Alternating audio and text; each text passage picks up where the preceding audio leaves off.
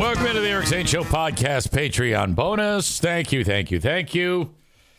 This might be our last show together with our pal Greg there, who signed up for the free one just to put me in my place. It seems like a lot of trouble. You know, just listen to the free podcast if you want, and then reach out to me. And I mean, it's okay. I get in arguments with people all the time. I usually lose. Why do you think I've been married for so long? I got this figured out. I have a lot of people that don't like me. There are a lot of people who are just not on board. I've never really gone the way of trying to be a people pleaser.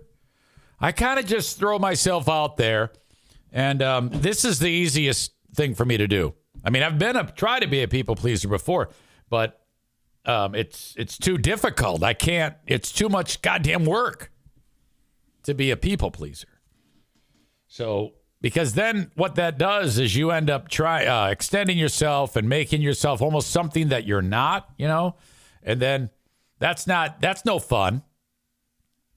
And then you eventually stop being a people pleaser, and then they're like, it got one expectation about you, and you give them another all of a sudden. Like, wait a minute, you're not making me happy anymore. You're no longer a people pleaser person. Holy shit. All right. Just had a weird feeling because I'm sometimes when I start the show. All right, there they are. Sometimes it takes a while for like the amount of people that are in the chat to actually start chatting. Rebecca writes, don't sacrifice yourself to be pleasing to everyone. F the haters. Exactly. You just got to be you. And if they don't like you, well, I mean, you can't control that. You know, I've learned that much. So I don't know why Greg there, whoever that is Greg Williams. That's the guy's name. That's just weird to me. He's going through all this effort, signs up for a free podcast on Patreon just to communicate with me and to tell me how much I suck and shit. It's like, dude, what are you hoping to gain? I have been through everything. There is nothing anyone on the planet can say about me that can affect me and you know, if you talk about my content and how I do the show and make fun of my nose, say I'm old, make fun of my dick, whatever. I mean, I know these things. At the end of the day, though, I've got enough people who care, who are interested, that I can keep doing this for as long as I want. Okay? And it's getting better. It gets better every day. Does the show grow? It does grow. Does it grow in leaps and bounds like some goddamn hotshot like Joe Rogan or some shit like that? No, of course not. Should it? Well, yeah, I believe it should. It's the best goddamn show that has ever existed. The building I broadcast out of is made of gold, and I have a hot tub. You have to have that opinion of yourself all the time. It's the only way you can make this work. You cannot be all, look, I know, I'm just a pussy. I suck dick. Fuck that shit. A little bit more on Matthew Maddock, the politician who showed the buses of the Gonzaga basketball team and said, look out for the illegal invaders. Oh, my God. Joe Spalding writes, I cannot emphasize enough that the embarrassment Matthew Maddock brings to Michigan is another degree of the same embarrassment Ottawa Impact and Maddock's former staff, who OI County commissioners hired, bring to Ottawa County, and Trump brings to the U.S. This is MAGA. There have been some outstanding comments to Matthew Maddock, the guy who posted all that. So I figured I would reach out, because I'm a little lean on things to talk about today, to our correspondent, Joe Spalding. Whenever we get on this topic, some type, we talked about it a lot today, actually, but wanted to bring in Joe. Hey, Eric Zane, how's it going? Hey, buddy, how are you? I am alive and kicking. Yesterday was a pretty eventful day for the super online political people in Michigan. Tell me how you discovered Matthew Maddox's post. How were you alerted to it? I mean, I do follow a few of those folks on the right there. I think that actually somebody who follows me commented on it. Made the original comment about it being NCAA team, and that made it pop up on my feed pretty quickly after. I saw it in the morning, really, really early. He made it at like 8:30 at night. So a lot of people, when they first saw it, they just saw the tweet and they didn't know that it was a basketball team. And then once that news became that, hey, that's just the basketball team. I guess my question to him that I would ask him is, how did you make the error, or did you just make it up knowing that that was a basketball team? Was it ignorance at first, do you think, or was it he knew that that was a basketball team and just took the shot, I guess? There's no way that would happen, right? Yeah, so this is what I think happened, is that I think that maybe somebody that works there is a Republican, and they know somebody that knows Matt. And so there's like probably a 2-link forward chain there. The other possibility is that somebody on my side, on the opposition side to him, planted it and knew he was going to react that way because the GOP in Michigan predictably tries to make everything about undocumented immigrants. Right. That's fantastic if that's the case. I want to think that actually happened. Yeah, and so like online, there's this sociological phenomenon people call pose law, where it's impossible to tell parody from in real life nonsense sometimes, if crazy enough stuff is happening or if the parody is good enough. Sorry, I thought you were done. Yeah, I mean, I'm just saying he's a perfect example of pose law, and it's impossible for someone outside the box or outside the know to realize that that's just not a gigantic joke. Exactly. I have a coworker that I think you know of. His name is Justin Barclay. Yeah. Oh my God. He reposted it, and he was feeding the machine by reposting it and putting little eyes like this is going down, this is happening. He's always got this vibe going like, oh, this is what's happening, this is the news we need to know.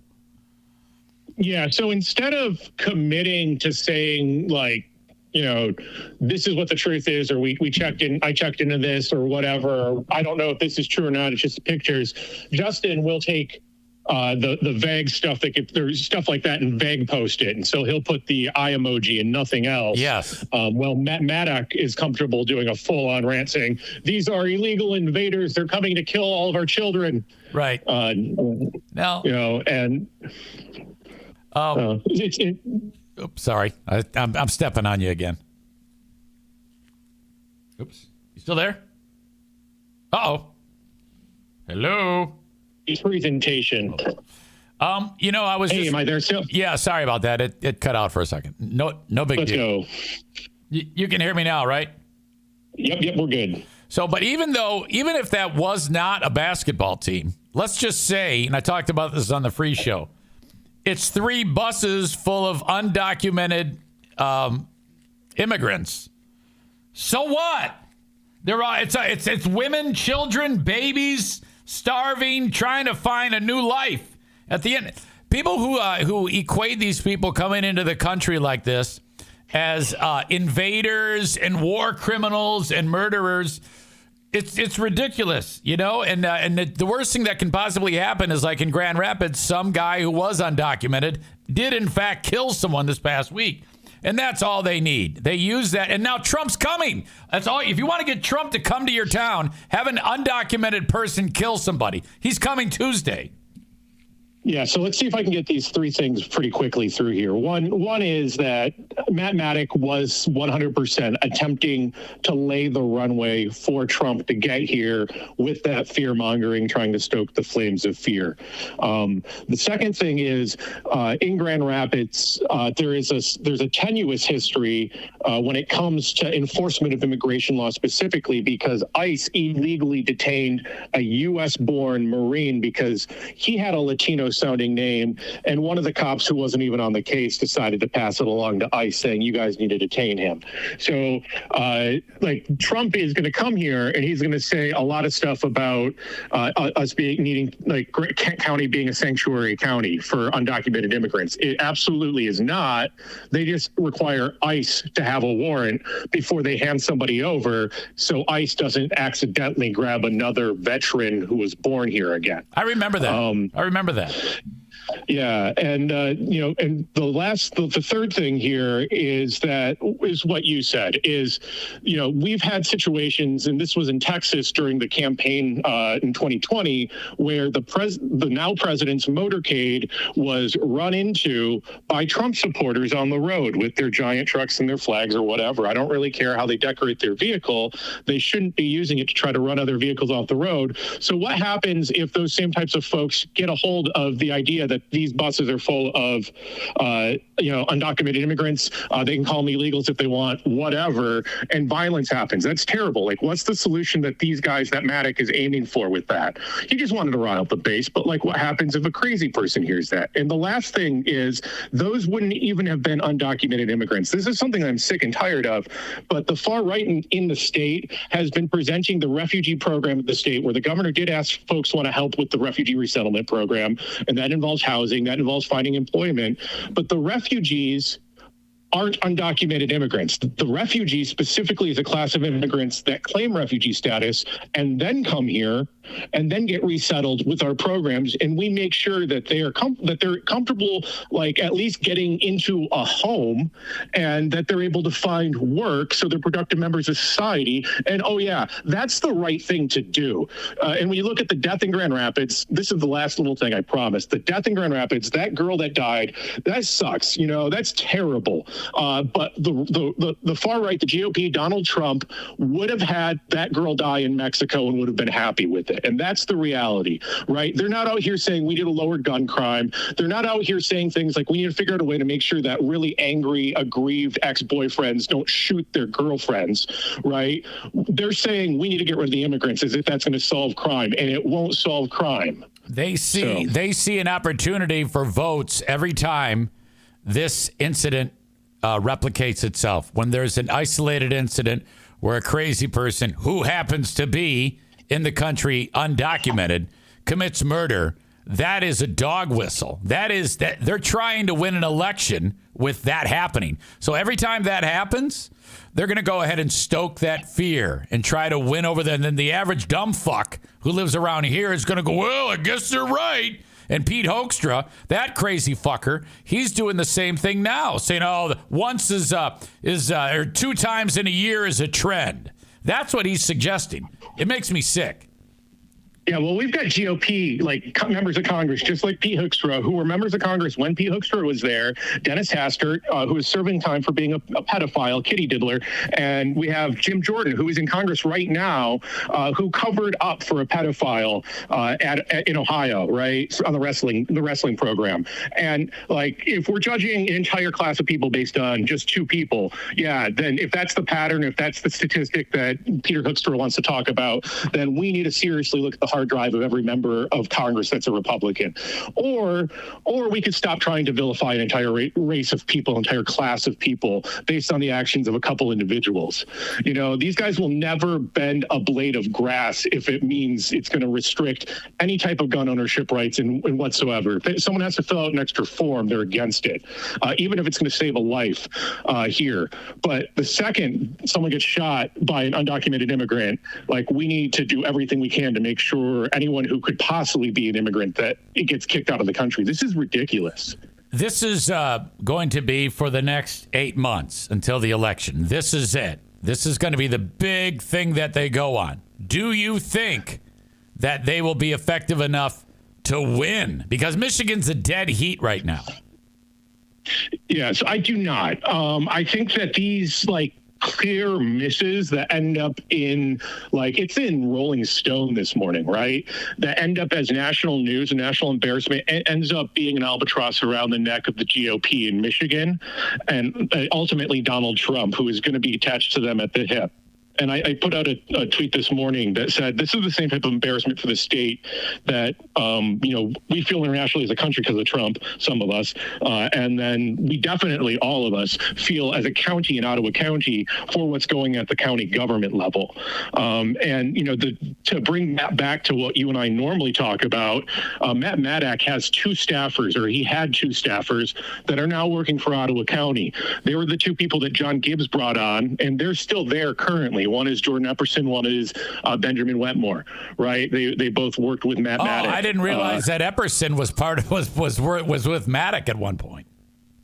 Yeah, at the legislature, and then Epperson worked for Neil Frisky, who is the son of an actual Nazi. I think I said that before, but it's all one and the same. These guys, all of their messaging is shock value politics. All of their policy is backwards facing and just focused on revenge, and all of their decisions are driven by impulse.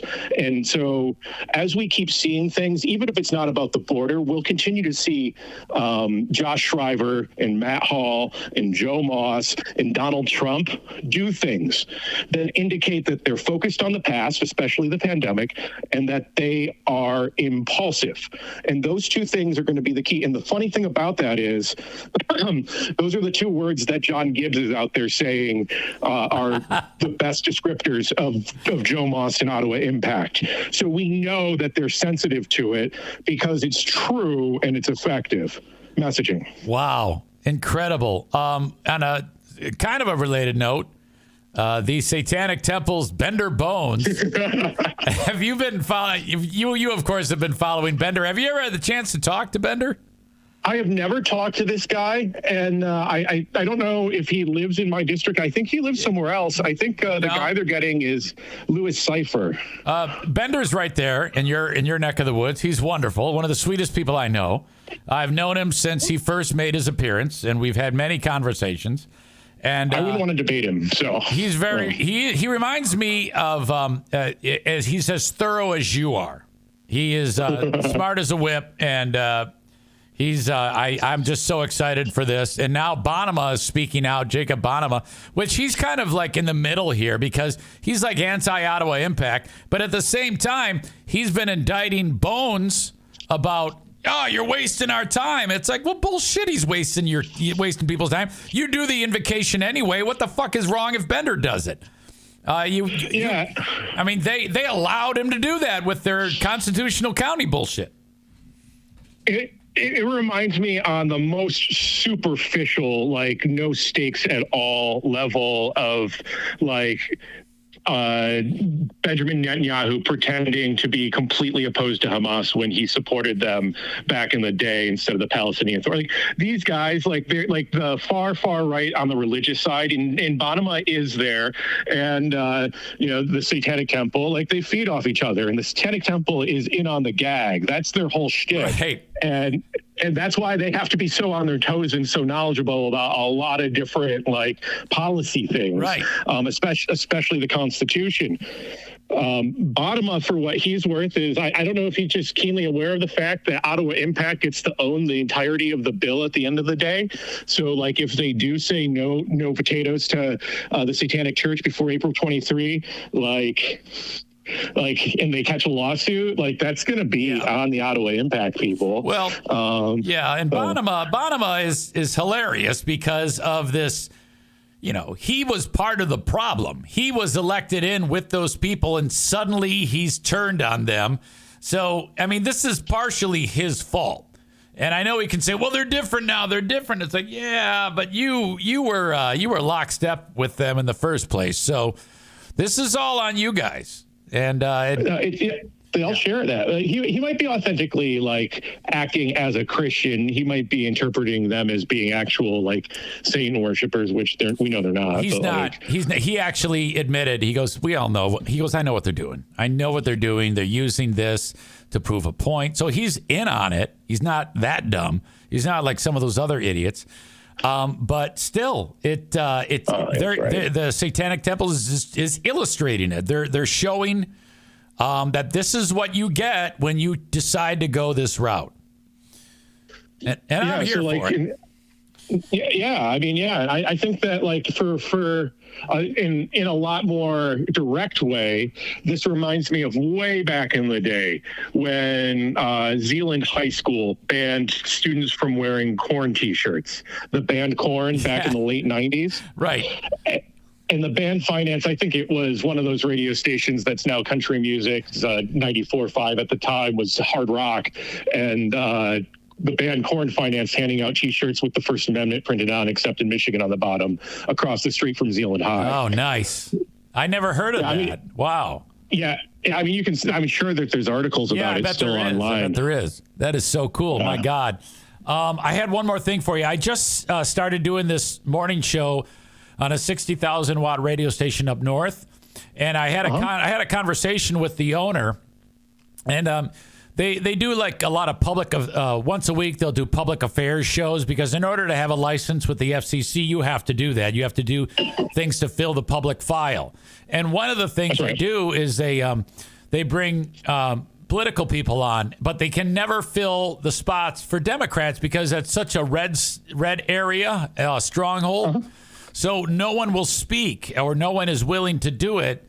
And so I should have probably had this conversation off the broadcast, but I figured it's still interesting. If you know anyone who would speak on behalf of Democrats, they would engage and put them on the radio to discuss things, because it's important that they have both sides. So, and they don't even have to be like up there. As long as it's someone who can present an opposing point of view, that's what they're looking for. I hear you. Maybe we could talk about that, later after your Patreon's done. But like, I definitely know folks, and then also like I was, I'm born in Manistee National Forest. I spent a lot of time up north, Gaylord, Cadillac, beautiful, Mackinac. So, gorgeous, like literally gorgeous up there. Like, why would I not go up there every second I could? So. Yeah, right on. Okay, well, you know what? This has probably been your most historic moment on here. I've got many comments. Amy says, "Nice job to Joe." Stevie says, "He is so interesting to listen to. I enjoy hearing his point of view." So you're really striking all the chords here, Joe Spalding. Yeah. Yeah, well, I mean, this issue is personal to me. It is actually the issue that turned me on to politics originally. My first political memory was Oklahoma City bombing. And then from there, like, I could see that there was a lot of racism tied in with the militia movement. And I could hear the same types of rhetoric in far-right radio. And it kind of just, like, hit me really close. Like, I was 12 or 13 at the time. Wow. That this immigration talk on the far right was really the same racist stuff that the militia folk up north, and again, I'm from up north, that a family's hanging out with, were saying. So like this is an issue that's directly impacted the reason why I entered politics. So. All right, buddy. Well, I appreciate your insight. It's always fantastic. I always enjoy our talks. Thank you, Big Fraud. You are the best. All right, buddy. Peace. And tell everybody I said hi. Yeah, goodbye. You got it. There you go. That is Joe Spalding. He provides great insight. And you all should, if you don't believe what he says, then you should. Kenny is here. Amy says, happy birthday to Kenny. He says, hi, my dear's birthday.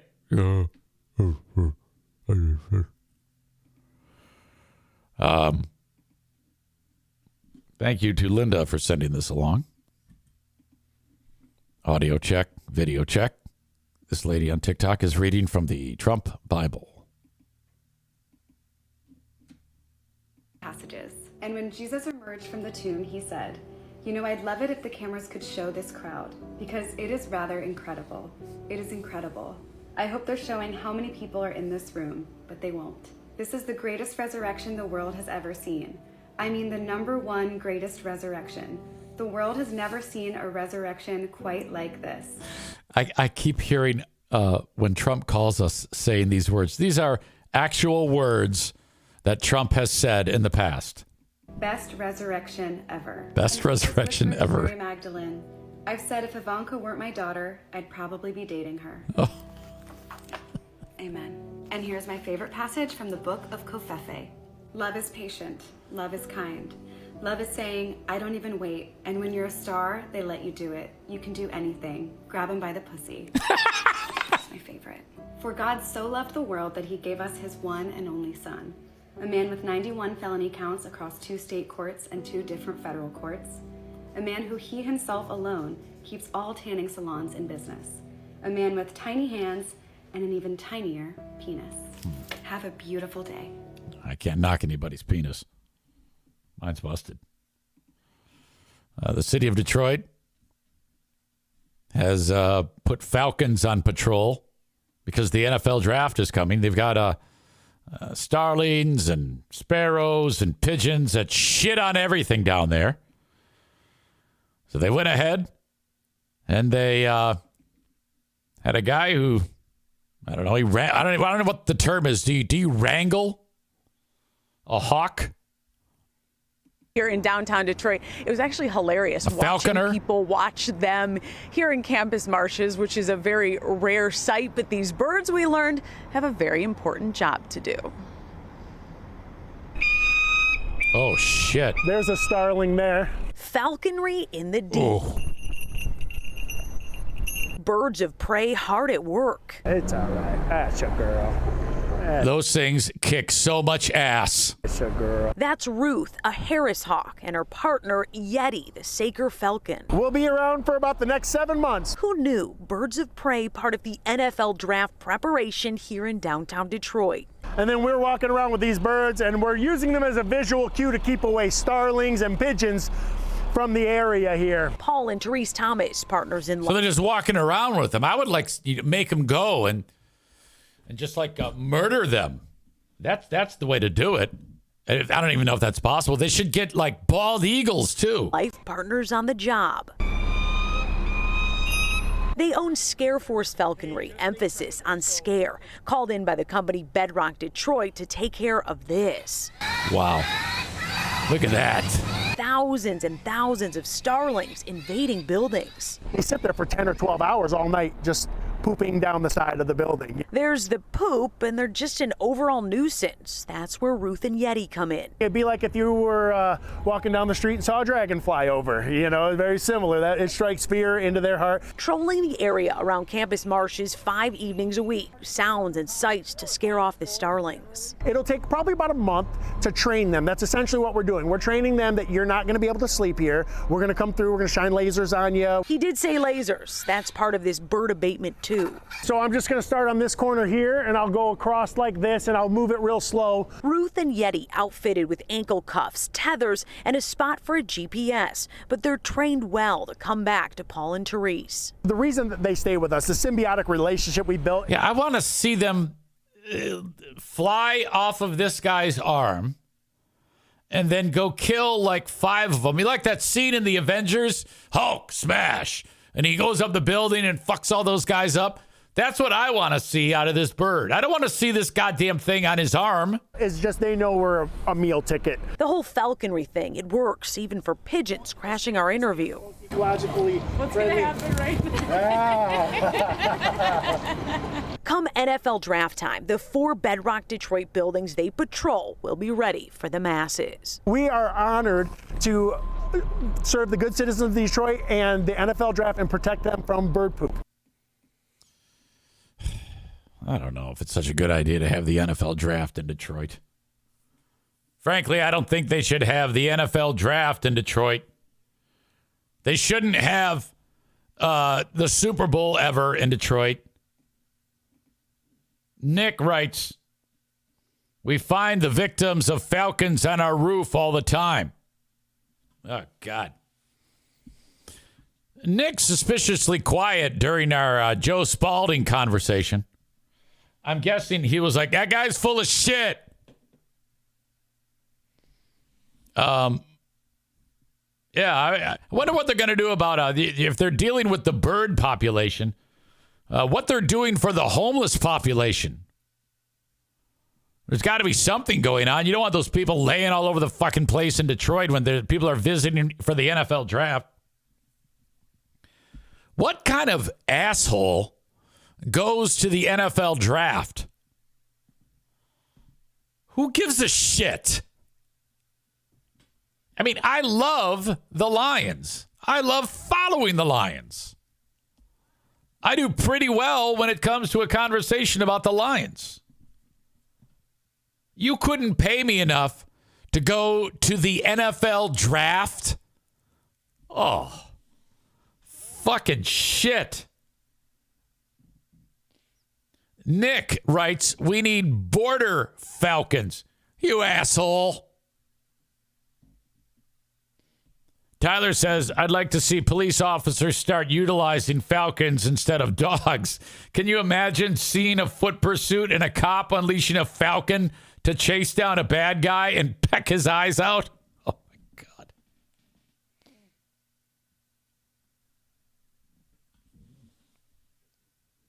Absolutely incredible. Thank you, Tyler, for sending that story along.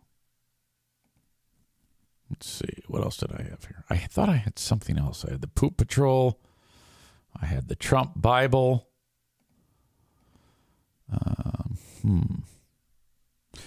If you want to go to the Grand Rapids Gold basketball game tomorrow, they said to me, go ahead and give away as many tickets as you want, Easy.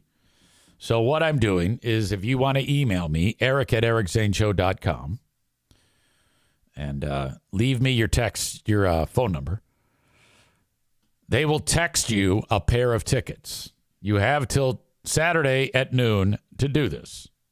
Free tickets for the Grand Rapids Gold.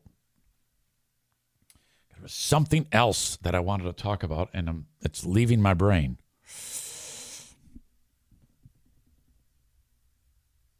What the fuck was it?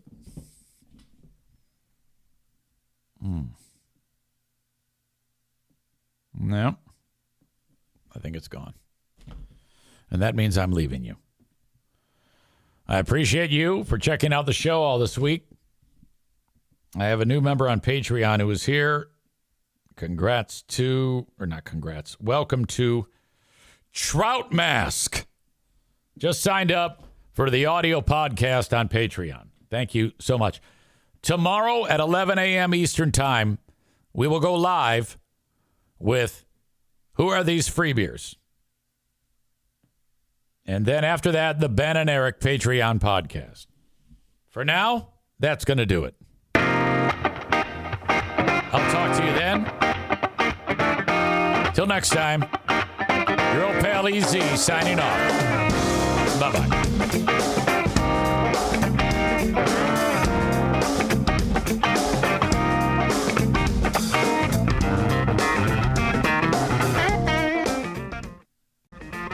Hello to you all. I feel like I should get my brother on here to tell this story. World Book Jim is on a fucking mission. Wade had been an issue for quite some time. He had been heavier than he needs to be. It's hard to say because, I got used to him looking a certain way, and I think he was north of 200, maybe 210. He's a little bit taller than I am, probably about 5'10", 5'11".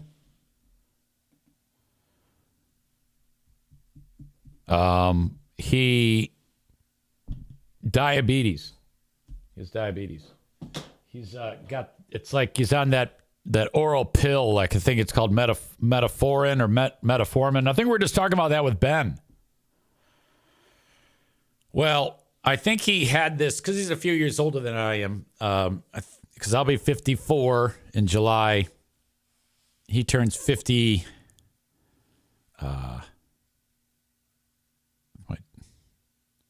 59? 58. Yeah. He turns 58 in June. And then he just like put his foot down. Like one day I'm talking to him, he goes, all right, I gotta, and he did a whole bunch of research. And he met up with a doctor in Ann Arbor. And he does a better job of explaining it. But this is a doctor-supervised, calorie-restrictive diet over like 12 weeks. And I think he had just been eating like 800 calories a day. And most of it was consumed in like these types of shakes that you get. And, oh my God, he is down to 173. 173. 3 months' time. His, now they're slowly been introducing like actually eating food. I don't, off the top of my head, I'm like, well, is that the healthiest way to do it? I don't know. But there is some method to the madness that I'm stuck in the, I don't know all the minutia.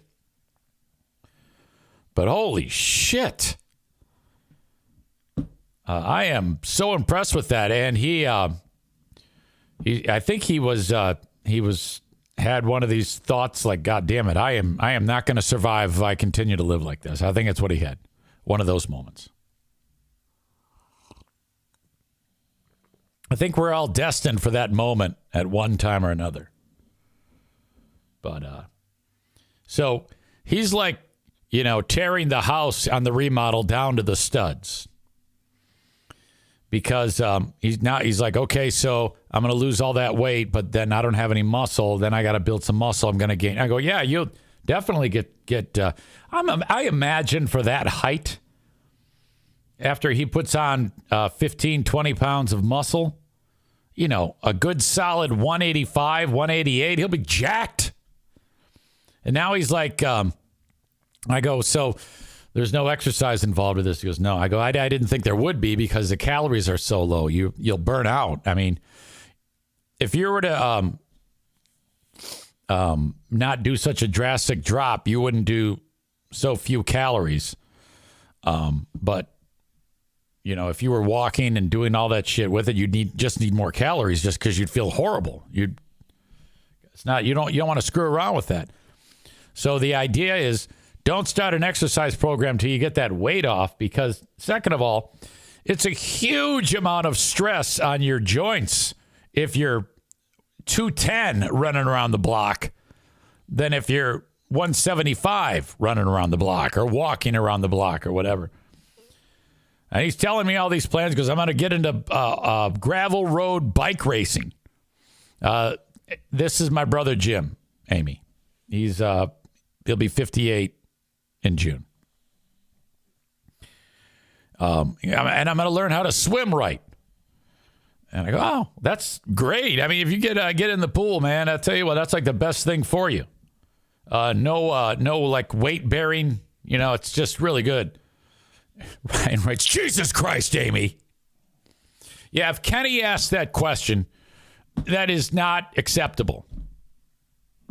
All right? If Amy asks it or Megan asks it or Ryan. Actually, if anyone asks that question except Kenny, that is okay. I'm kidding. I'm totally just busting balls. But, yeah, the dude is just on fire. I should get him on here to talk about this. I'm really impressed with him. He makes me want to keep my nose to the grindstone and quit falling off the wagon like I do 8 million times a week when it comes to consumption. I don't have the magic bullet. The only time I had the magic bullet was when I was on P90, doing P90X and doing triathlons. P90X worked excellently for me. Big fan, but you got to stick with it, and it's not easy. Kenny says, so is he diabetic or was he almost and prevented it? No, he is, but what he's done has made it so he's not on medicine. So essentially, it's almost like putting yourself into diabetic remission. Does that make sense? I think Maureen just talked about that with us. Maureen has been just crushing it. And she dropped, I think, 70. Oh, my God. It is incredible. I think Linda's been trying to work her ass off, too. I think between the two of those people, they've really kicked ass. However, Linda writes, I've plateaued. I keep losing and gaining, then the same 2-3 pounds. Ugh, she writes.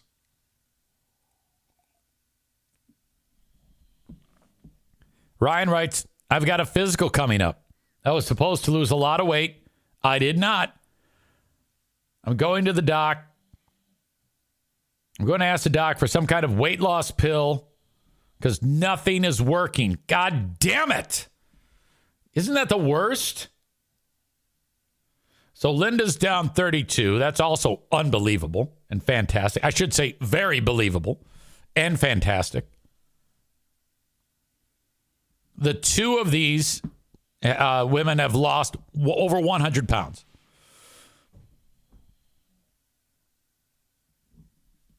Incredible. Good job.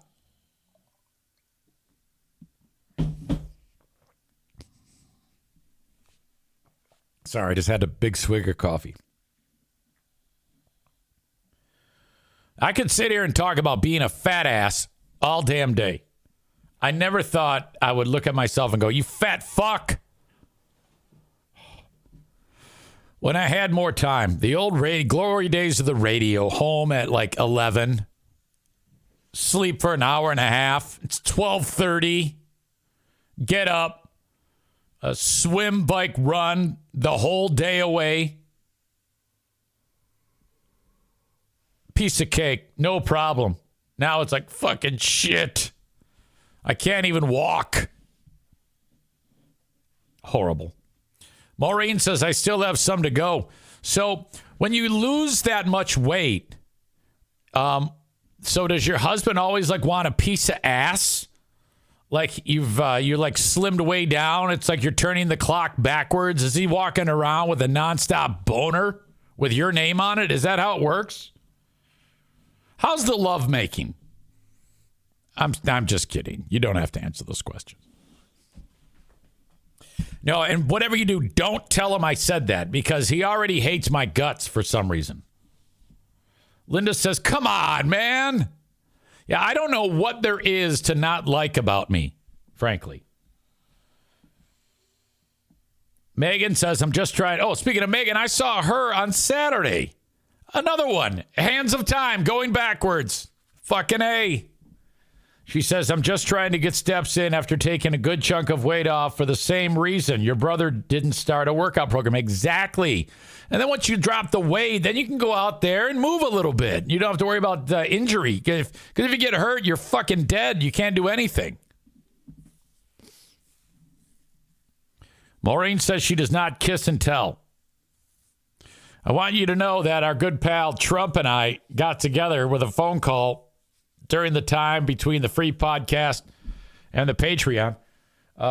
We are trying to come up with some shenanigans to get him in front of some of the area local politicians through the phone. I'm sure a lot of these local organizations who are Republicans would just love to have a few minutes with the president. So we are trying to bridge that gap and make that happen. If that happens, it'll be between sometime today and sometime tomorrow. The time is now. That's all I can say. I don't want to say much more than that because it might not work, but it was fun even coming up with a plan to make it happen with Trump. Maureen says he's home today and has to put up with hearing you. He's not happy. LOL. Oh, no. So you mean to tell me while I was talking shit about how good you look and him walking around with a big stiffy with your name on it, he heard all that? Oh, I bet that was awkward. I cannot believe some guy whose wife loves the show just doesn't like it. I don't. What kind of uptight prude is Mr. Maureen? She says he didn't. Ha ha ha. Well, I wish he did. Jesus. All right.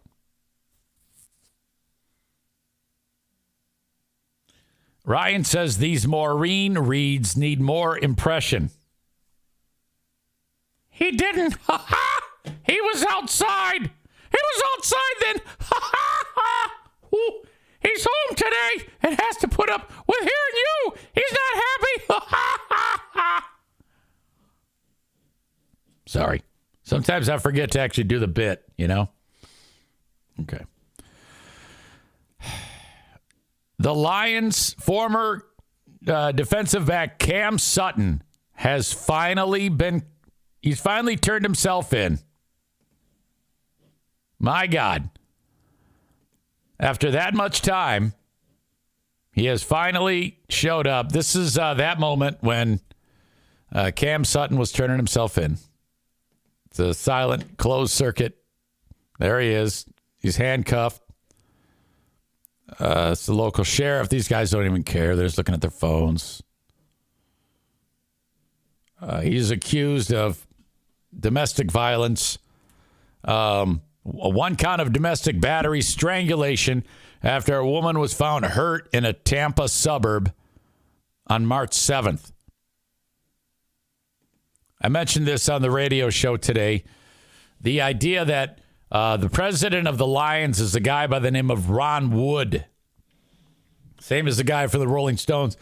And he was walking around the Lions facility in Allen Park. And in the weight room, you know, some of the players use the facility to work out in the offseason. And he's like, hey, how you doing? Hey, Jared Goff. Hey, Jahmyr Gibbs. Good to see you. David Montgomery. Oh, my God. I love it. Hey, Cam Sutton. What's up? Okay. And then he goes upstairs. He looks at his phone, and it says, warrant for Cam Sutton. Like, that's when the news broke. And he's like, and he's on the phone in a conference call when the news broke with, like, other Lions officials about whatever. And then the news breaks, notification, Cam Sutton wanted for a domestic event. He's in the goddamn weight room. And he's like, hey, guys, you won't believe this shit. So he goes, well, what are we going to do about it? Well, I'm going down there. So this guy goes down there. He goes, Cam, so the police want you. And here you are. You got to go turn yourself in, son. And Sutton goes like, fuck you. And he left. And that was the last time. Then they like, all right, well, get his shit, put it in a box. He's fired. They released him the next day. That's that. Goddamn, that's great. So now he has to face the music. I'm like, where have you been?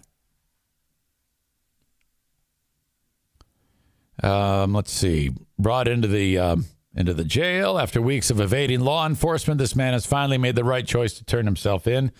That's the first right decision he's made, said the sheriff. Domestic violence has no place in our community, and no one is above the law here in Hillsborough County. My thoughts are with this woman as she continues to heal from this man's gruesome actions. So he's fucked.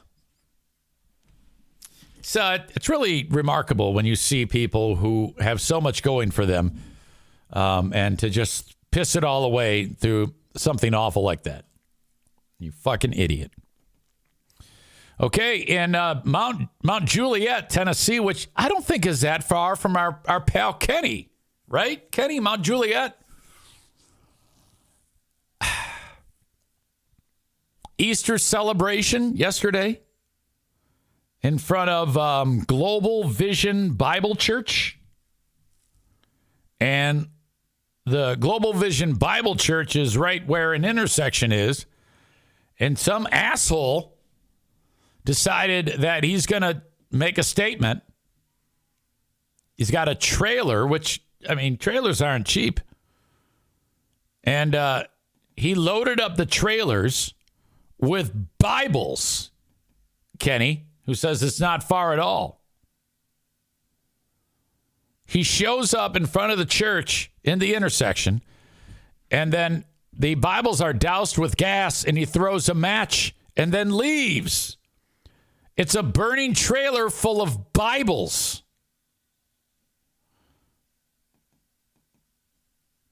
The folks at the church said, we're not sure if this is aimed at us. Yeah, let me think. You're the Global Vision Bible Church, and right out in front of your church is a trailer full of Bibles that are on fire. I think that it does have something to do with you. Because it says it's not known at this time if this suspicious fire was aimed at the church or not. It absolutely was aimed at the church. Give me a fucking break. What do you think? That is no way to treat a Bible. Now, if these were Trump Bibles, you could burn those fucking things. But definitely not, your run-of-the-mill Bible. What kind of asshole is going to light Bibles on fire? Or any holy book? Megan says, oh, this is Greg Locke's church. This dude is a problem. Who is Greg Locke?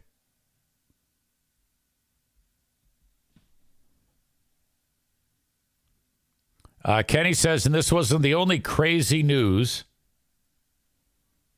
in the area yesterday. Some dude went into a place where people were having brunch, shot and killed someone and injured others, and then left. Damn. Megan says it was 100% aimed at the church. That pastor has made some serious enemies. Well, that's incredible. That's almost as bad as having your own bobblehead show up at your house with the head ripped off. Yeah, that was great. Remember that one? Yeah, that's nice. Thanks. Thanks a lot. And then those assholes took the goddamn bobblehead and made a big joke out of it. Those sons of bitches. All right. But enough about that. Okay. So today is one of these days on the show when I have absolutely reached the bottom of the barrel. I have nothing more. I have exhausted everything that I could possibly talk about. Chris says that dude is a super charismatic, ultra conservative preacher. All right. So I'm trying to stretch my brain and talk about something else. I'm literally out of stories. So if you have a story, send it now. Now would be a good time. The rumor is that Ben and I will have to do a Big Fraud Sunday, which is the first time we will have done a Big Fraud Sunday. We've done Big Fraud Saturday. We have never done a Big Fraud Sunday. So I reached out to Ding Dong. He said he should be able to, so that is good. Okay. Megan has sent me something I think we should review. Give me a second. I'm going to send it to my email so I can access it here.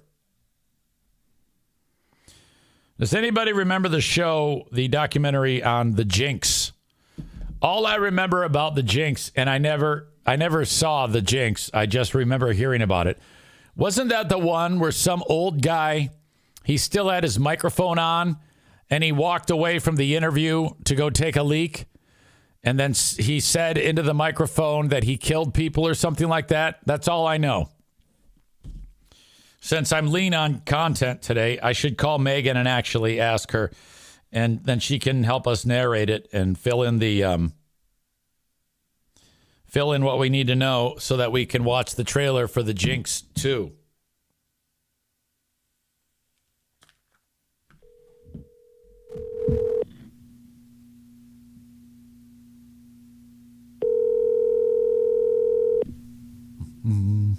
Incoming. Megan. Hello. Hi, this is Megan with Irvine. How could that happen? I'm looking at you right here. You're one of the people that are enjoying the show. Is there a customer there, maybe?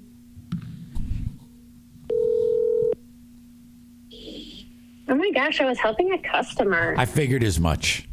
Yeah. How's the customer? He's good. He's got a truck that the air conditioning doesn't work so good, so we're going to get him set before summer. That's a good call. Yeah. What was the Jinx about, the first one? Wasn't it some old guy who admitted to killing people? Yeah, like at the end, he was the mobster, and then like at the end, he was sitting in a room by himself or maybe with one of his attorneys, and he was like, of course I fucking killed them all. Was he like a serial killer or just what type of killing are we talking about? I think it was like a mob situation. Listen, I have the worst memory in the world, so I was going to have to go back and rewatch it. But you liked it, I think, when you saw it too. No, I never saw it. What? No, I never. They just ruined the whole thing. That's okay. I mean, I was aware of what you said because I remember it being talked about. Yes, it was super good. And at the end, he was like, oh, his name's Robert Durst. At the end, he was like, yeah, of course I killed them all. Okay. Told on himself in a room where he was meeting with investigators or lawyers or something, but it was all being recorded. I guess it was wives. Linda says it was wives. Okay. There had been more than one wife who was killed. I don't know. He wasn't the staircase guy, though, right? No, that was a whole different thing. No, I was just about to mention that. Did you ever see the owl theory? Yes, that the owl came in and knocked her down the stairs. Yeah, I wish they would have said that first because clearly that's what happened. But anyway. All right. Well, I'm going to go ahead and watch the trailer for the Jinx. Now, is that guy in prison? Yeah. Okay, so he's locked up. Yeah. Yes. Okay. Yeah, because he admitted to murdering 5 people. So I wonder what there could be for follow-up. I'm curious. I think it was the making of the video and what happened right after. All right, I'm going to check that out. All right, cool. Pet the dogs for me. Have you watched The Program? Oh, The Program what? It's a show called The Program on Netflix. No, what's it about? Is that the one with the camp? It is it's called Troubled Teen. Yes, and it's just abuse centers. Yeah. You got to watch it. You got to watch it. You're going to love that one. I think it's going to make me sad. And especially knowing that Patrick had to deal with it too. It hurts my heart. Oh, well, then don't watch it because it will. I just like murder shows. Okay. All right. Yeah, no, I'm with you. I can see why that would, yeah, for sure. Yeah. But the crazy thing of it is he was literally one of those schools. I know, it's awful. Owned by the same asshole. Awful. Just abuse centers that he's making tons of money on, and just hurting kids and causing so much trauma. Damn it. Oh, shit. And Linda just said that Durst died, so we didn't even go to trial. Wow. You don't know shit about this. Listen, I just like documentaries, and you do too, so I feel like it'll be good. I'm sure it is, but you knew like nothing. You were completely clueless. I don't know why you're surprised. All right. Hey, did you get your hair cut? Your hair looks fantastic. Oh, thank you. I did a while ago. Oh, it's short and all pixie cute, you know? Oh, thank you. Yes, I'm going to Washington, D.C. soon, so I have to go get another little trim to talk to the lawmakers. How about that? Okay, well, about what? Yes. What are you going to D.C. for?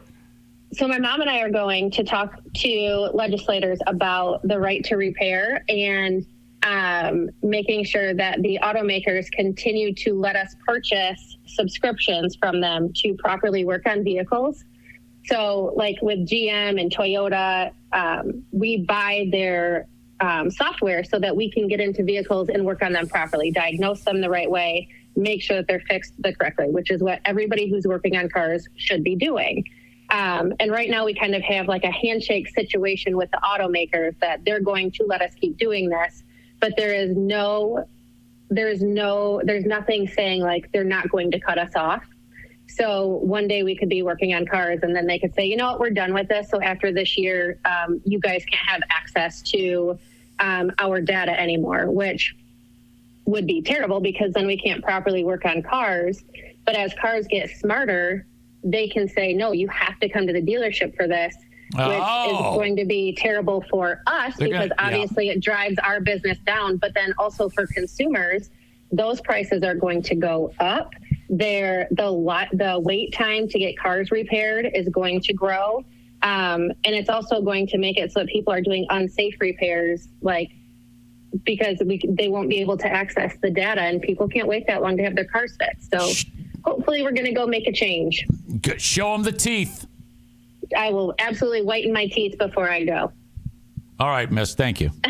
You're welcome. Bye-bye. There you go. Those lawmakers like, oh, God, we got to talk about this. Huh? Like they're actually going to D.C. to do it. All right. Check out the trailer for The Jinx Part 2.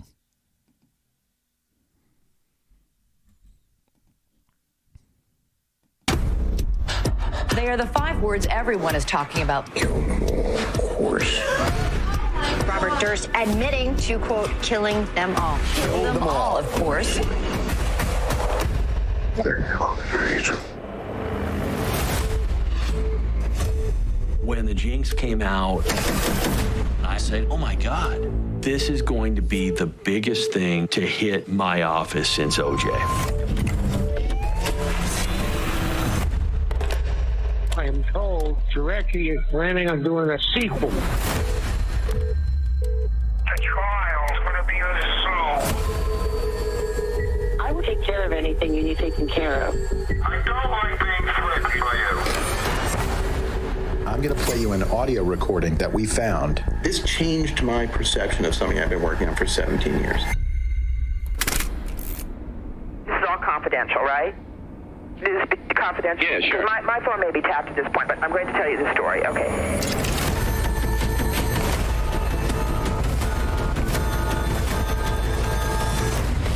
There are going to be surprises and surprises. The Jinx Part 2. All right. Now I want to see the first one, even though I know what the hell happened. That looks interesting.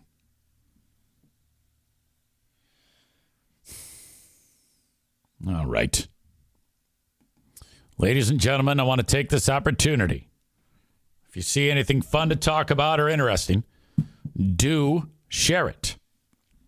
Send it along. Eric@ericzaneshow.com. Linda says the first one, The Jinx, is great. I'll probably get around to it in about 5 years. You know me. All right. Thank you so much. I will talk to you down the road. Till next time, bye-bye.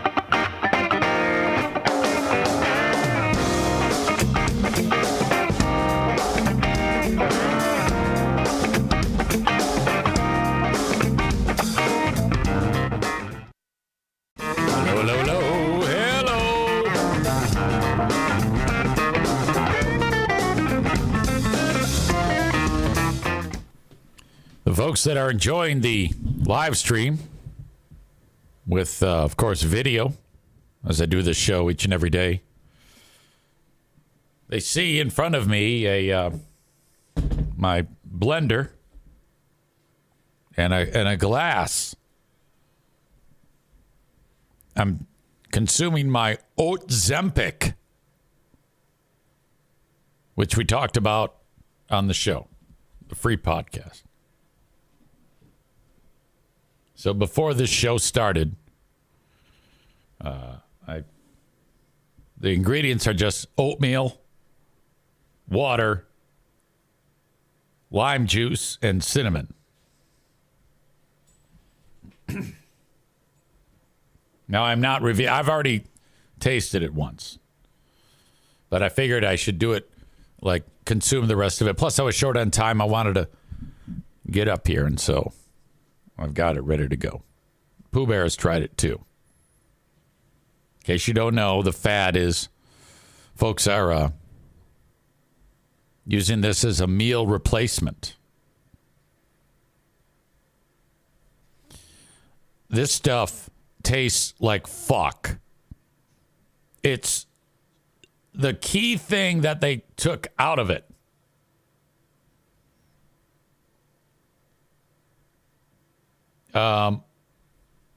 Is that, well, what they didn't point out is that it tastes like shit. Ryan says comments are making the video feed. With great power comes great responsibility. You know, I can do that on here too. Let's see. How do I do that?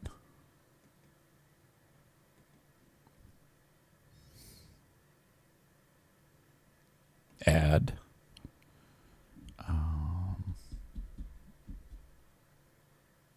Add text. How the fuck do I do that? There's a way.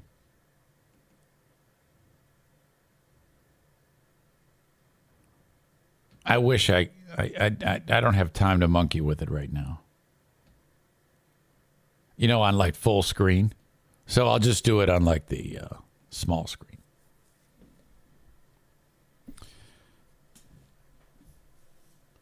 It's fucking horrible. This stuff, they didn't reveal on the thing that it absolutely, on the story, that it tastes like shit.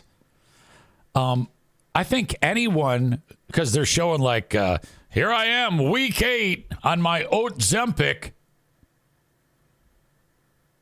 And, oh boy, it tastes so good.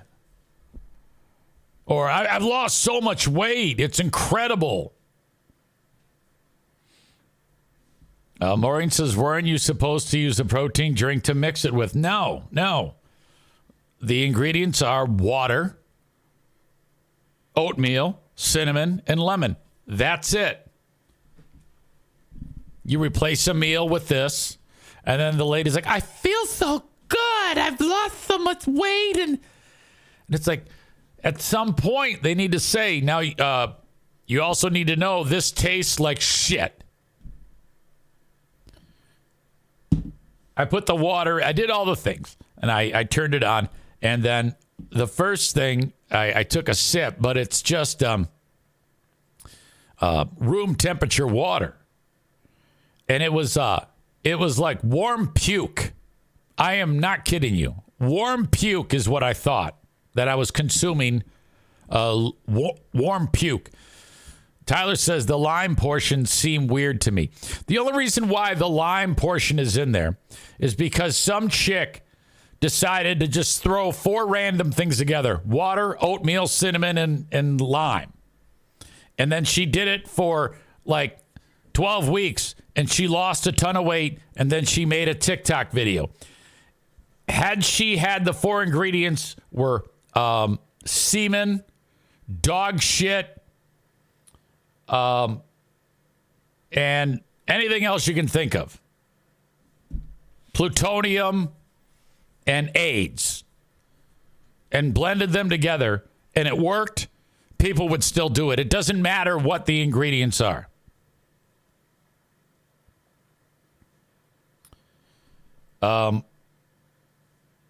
So I drank the warm puke. I was like, oh, fuck.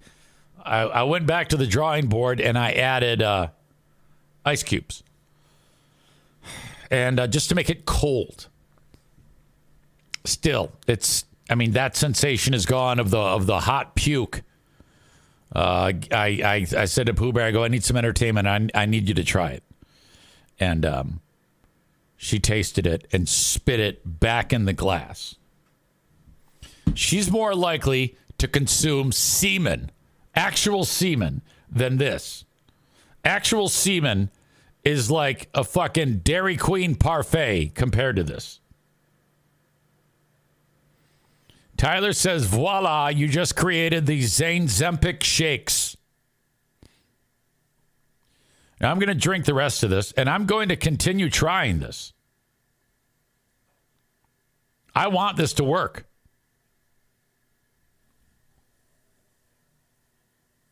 Oh.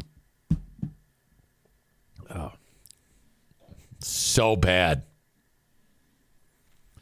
The reason why it must work is because it takes like an hour and a half to consume the whole thing because it's so bad.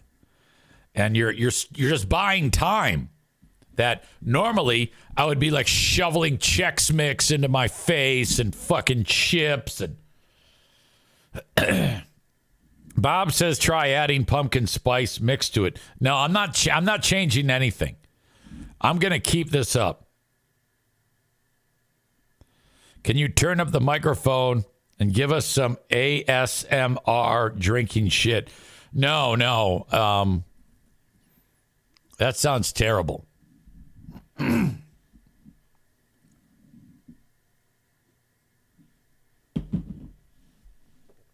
Oh, God damn it. Oh, shit. I got all this much drink. Fuck me. Not good.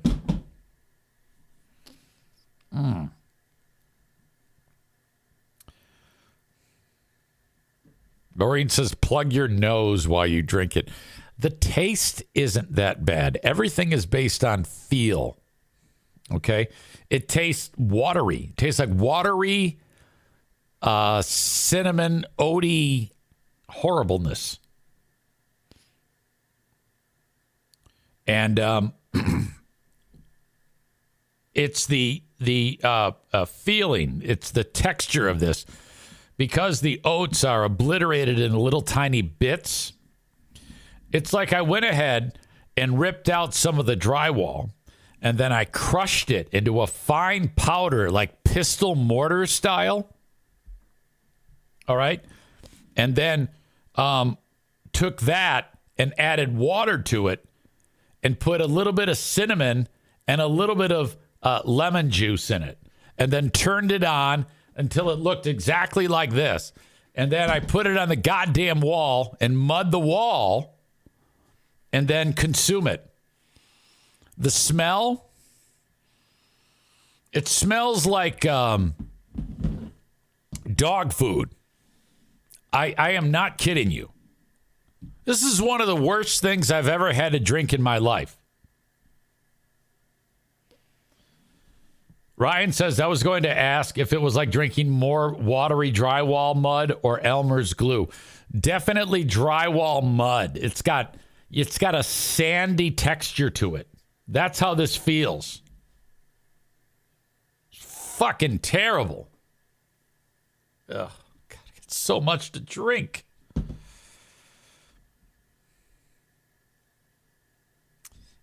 It is harder to do this than it is to run a marathon. Because if you run a marathon, you'll be in great shape. I think it'd be better for you to do it that way, to put yourself through that, than drink this shit every day for how long it takes to lose the weight. I think one of you, might have been Linda, who said that it kills your desire to eat. Yes, absolutely.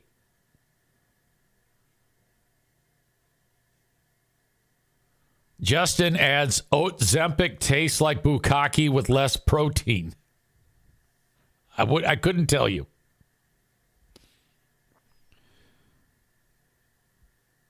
Consuming that shit is a surefire way to lose weight. It makes you never want to eat again, I imagine. Similar to what Linda said. Nick adds, it's just a prank to make people drink some load-looking shit. And I have a strong stomach. Like, I can eat anything. Like, if Diana doesn't shower for 3 days, I'll still eat her ass.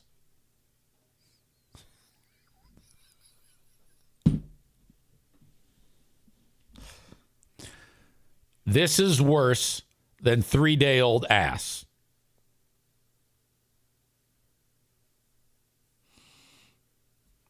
Ugh, fuck me.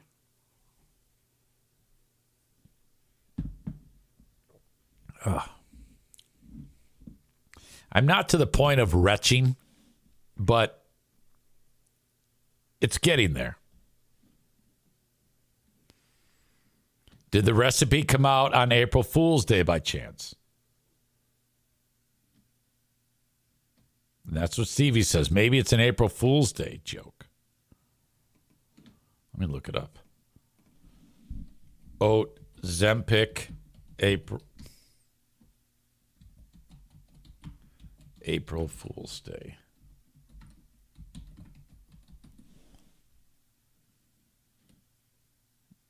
No. There is nothing being talked about. I think I think it works. I think this might be the most effective weight loss thing ever. And it's 100% effective. But I think that, like, if a person was one of those 700 or 800 pound people and the doctor said you need to lose weight or you will be dead in a year, and they said this is the only way you can do it is by drinking Ozempic. It works 100% of the time. The average person is going to say, I'm not doing that. I would rather die a painful death than drink an Ozempic shake every day for however the fuck long.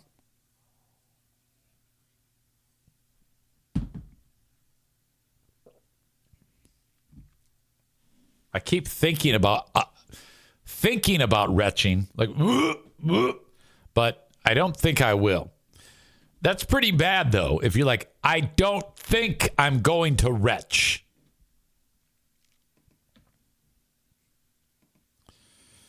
Oh, shit.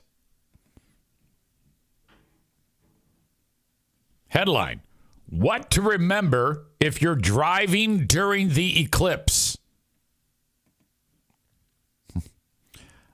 Okay, I saw that and I was like, I don't know. What to remember if you're driving during the eclipse. Turn on your lights, right? There's actually a long list of things that AAA is suggesting you do if you're driving during the total solar eclipse. I don't see any of them that actually say turn your lights on, but you will have to. No, I take it back. Drive with your headlights on. Not only will drivers be much more visible to other drivers, but forward vision will be improved. Yeah, it's going to be dark in the area of totality. It's like the middle of the night for 5-6 minutes, however long it takes for that to actually happen. I got the specter of the Ozempic looming over me. Oh, I didn't blend it all the way, and the first swig was hot, but it had oat chunk in it. So it's a miracle that I continued on with this because I had a sensation of I was eating chunky puke.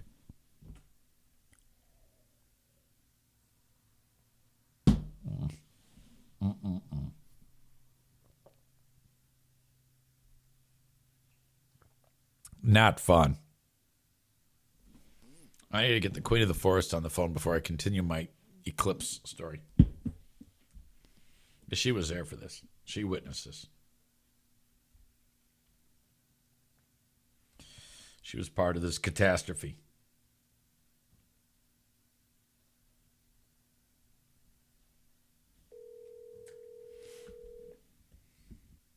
You see, she's home for spring break. Hello? Hi, honey. Yes. I am discussing with my friends on the podcast about Ozempic. About what? Ozempic. Oh, yeah. Don't do it. Yeah, I'm about to finish it. I've been able to muscle my way through it, and it's been very difficult. Yeah, if it's difficult for you, that's saying something because you eat just about anything like that. Like, that's just gross. Mm-hmm. Mm-hmm. It's just not worth it. I'd rather eat 5 cupcakes than that. I don't care how bad I get. It's not worth it. All right, I just finished the last of it. How was it? Well, of course it was terrible. Do you feel full? Yeah, I feel full. But I don't think I can maintain this. It's not realistic. No, it's not at all. You know those smoothies I make with the yogurt and the fruit? Yeah. Those are very good. I think that I just need to keep doing that. This is a goddamn failure, and it probably is going to cause people to commit suicide. It's so horrible. It is pretty disgusting. I mean, like the ones that you make has a lot of nutrients in it. Right. You add the collagen and the kale and collagen, the spinach. kale, spinach, flaxseed, chia seeds, high density calories, quality food. It actually is. It's more than a meal replacement. No, that's exactly what it is. It's a meal replacement, but not one that's lacking calories. Right. Yeah, I'm out. This is fucked up. This is a horrible thing. But there are people who have been successful at drinking this shit, and I don't know how. Me either. I mean, I think maybe they add a little extra lime or something. I don't know. No, it isn't the flavor. It's the grit. Yeah, that's true. The grit and the wateriness of it it's just wrong. It just doesn't feel right from top to bottom. It's a pile of shit. You might as well just ground up a piece of chalk and drink that. That's a great illustration. Yes. Oh. Ugh. Okay. I'll never be the same.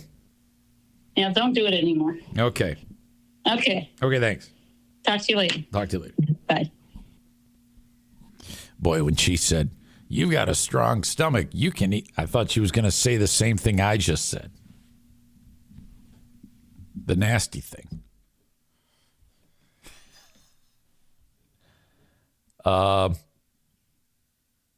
Ryan says every time you take a drink, it looks like human torture.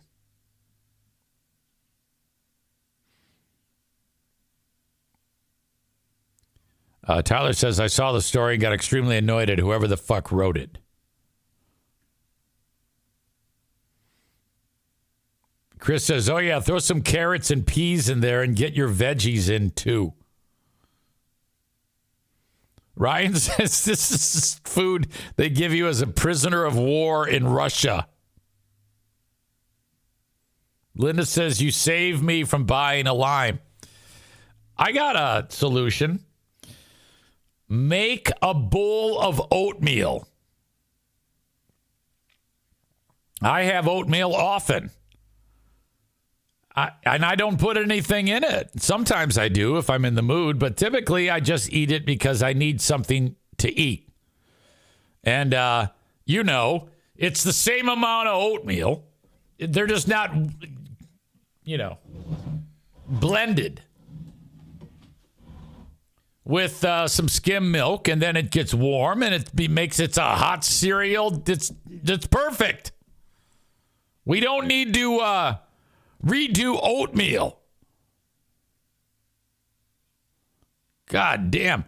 Chris says, get rid of the water and substitute the oats with a quart of ice cream and replace the lime with chocolate syrup. Then it will be perfect.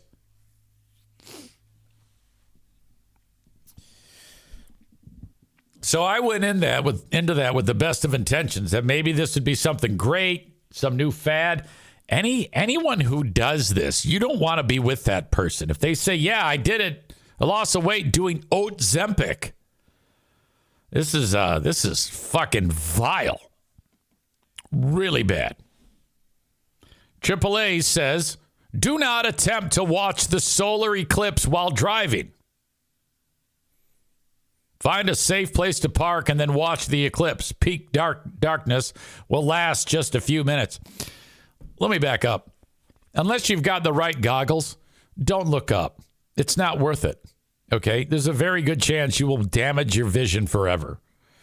But at the end of the day, you're really not seeing a whole lot. You're just seeing the shape of the moon go in front of the sun. It's not that big of a deal. The big deal is the fact that it gets dark. That's the cool part of it. And you don't need to look at the sun to experience that.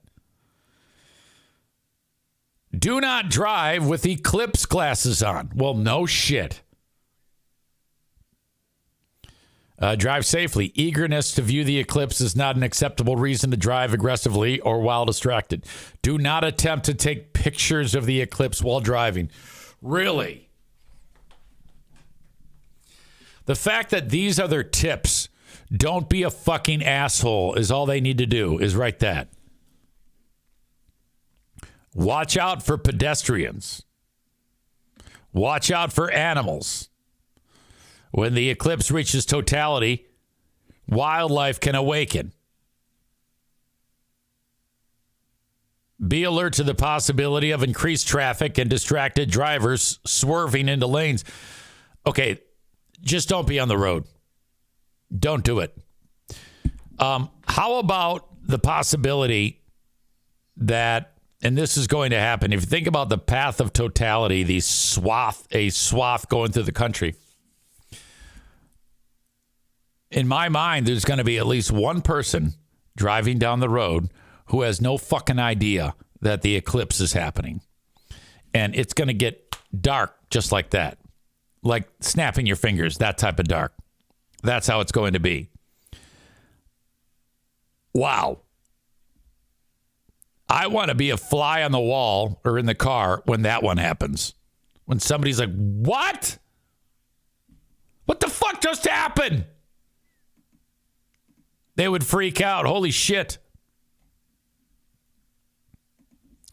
All right. Reason number 8,527,656. Why you should never go on a cruise. I've never understood this, maybe because of the way I'm wired. But these folks, the ship was in port, and they were like on some island in Africa, off the coast of Africa. And they were running late. And the guide called ahead to the captain and said, Captain goes, Captain? Yeah, Captain. We got held up in traffic. We're going to be at the port in 5 minutes. Sorry about this. Okay, no problem. He hangs up, and then he goes, all right, let's go. Full steam ahead. And left these fucking people there on the island. My God, what an asshole. So now Captain, these people are totally Captain. They have to held up for themselves. We're going to be at the port vacation for a group in of 5 minutes. Sorry about this. Hang on. Okay, no problem. He hangs up, and then he goes, all right, let's go. Full steam ahead. I just created a wormhole, and I can't have that. Let me fix this. Okay, now we're good. Get the story. Sorry. Are there a dream vacation for a group of cruise passengers, including American tourists, turned out to be anything but. Yeah, it all started when they missed the all-aboard time during a stop on an island off the coast of Africa. They were left behind, and they've been racing ever since to catch back up with the ship. We're going to talk to one of those couples in just a second. But first, NBC's Kelly Kobiea has that story for us. Hey, Kelly, good morning. Well, guys, this was a small group of passengers, just 6 Americans and 2 Australians. They were on a privately run excursion last Wednesday. They were supposed to be back at the ship by 3 p.m., didn't make it, and the ship sailed without them.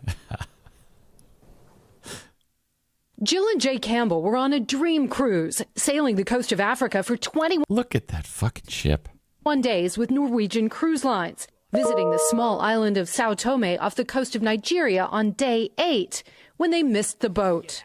We were on a tour of the island. We had an issue on the tour, but they didn't get us back in time. According to the couple, the tour operator notified the captain that they were going to be late rejoining the group.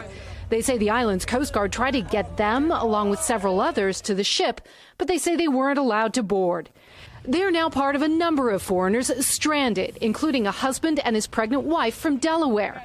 80-year-old Julia Lenkoff was on a different day tour. She's a world traveler. She travels all the time.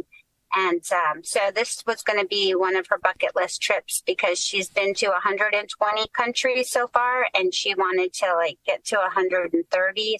Lenkoff collapsed, apparently suffering a stroke. Oh, no. The cruise line says she was medically disembarked to receive treatment locally, adding they tried to contact her but couldn't reach her.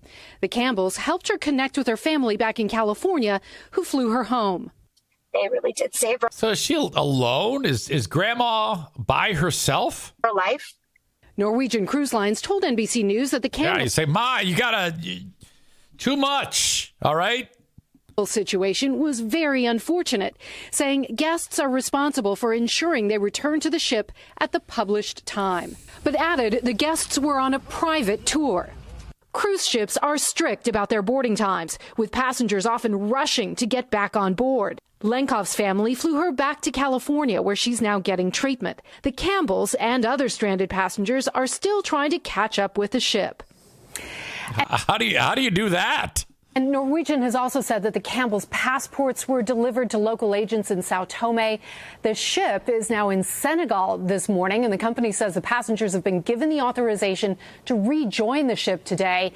Well, why weren't they given you remember earlier in the story, they had a vessel to get them to the ship, and the captain said, nope, you can't come on. The company says they remain in contact with the passengers and are providing information as it becomes available. Guys? Kelly, thank you. We actually have Jay and Jill Campbell with us. By the way, look at this painting behind them. These two nude dudes are wrestling. Big giant ball sack hanging out. They are there in Senegal. Jill, I was wondering what it has been like. There was an edit there. Like since you were left behind, how have you been navigating, you and these other passengers in a foreign country, some of you without the credit cards that you need, without key medication? What has this ordeal been like? And Jay, you jump in here. Her question's too goddamn long. Just ask a short question. Here too as well. Absolutely. Yeah, so first and foremost, the lovely people of Sao Tome. She could have just said, how's it going?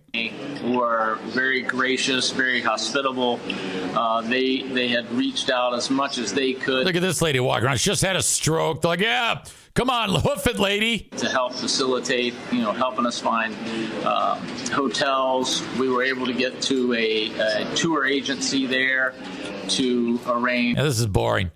I want to hear him freak out, for fuck's sake. Currency. That's where it's been for the last couple days. We've flown, it's actually 7 countries we've been in 48 hours to get from Sao Tome and now to Senegal to meet the... Comfortable getting on that ship or why? Exactly. After what we've witnessed, we truly believe that, although there's a set of rules or policies that the ship may have followed, they follow those rules too rigidly. I believe that they really forgot that they are people working in the hospitality industry, and that really the safety is and the well-being of their customers. See, I don't know about that attitude.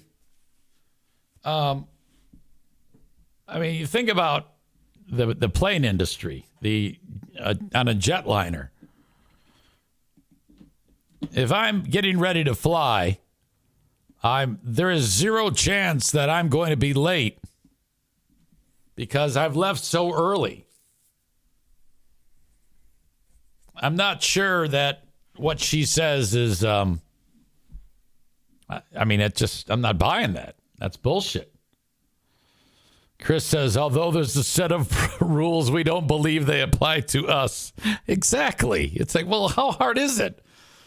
If you're looking at the time and you're like, oh, well, we got to do this. We're not going to make it. We have to leave right now. We have to stop doing what we're doing and get to. Come on. Tyler says, Captain, quote, not only are we leaving without them, but we're throwing their shit overboard, too. Clear out their rooms. Chris says, this is one of the big warnings on cruises. They will not wait for you. Yeah, I'm not buying that. I think this is, this works out as a great deterrent. You get this story out there, and I don't know what else you can do. I mean, all right, we're getting ready to, you can go and go check out the island, but the boat is leaving at 5, and that's with or without you. There isn't any in between. So no matter what happens to you, if someone holds you captive, there is no way we are going to wait here. Get that through your dumb heads now. The captain needs to be that abrasive about it. I'm looking forward to leaving some of you behind. I secretly love it. It makes me so happy. And in fact, if you're running there towards the little ramp, and I'm going to have a guy there, and as soon as the clock hits 5, he is ordered to pull it up, even if you're right there. Okay? Because that's the time. We will not leave it down till if there's 1 second after, it won't be down. We're pulling it up. Fuck you. That's how I would run my ship. In fact, on the back of the ship, you got to have a name for it. It would be fuck you. Be on time. Adam says, my wife booked a family cruise in July. Can't wait. Oh, no. Let me give you some advice about that. If at any point, this is so that you have good interactions with people, Adam. If at any point during that adventure, you feel the urge to explain to another passenger how you broke your arm, don't, because they're going to throw themselves off of the side of the boat. You really don't want that on your brain, You remember the scene where the people were down on the deck on the one boat and Grandpa had the baby and the window was open they're way up on the high deck. You remember that one?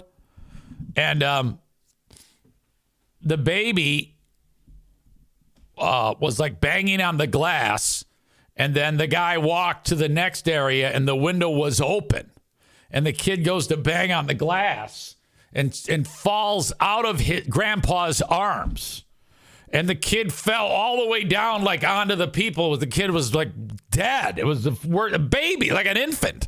The kid was like a few months old. It was fucking horrible. I think that guy got in trouble.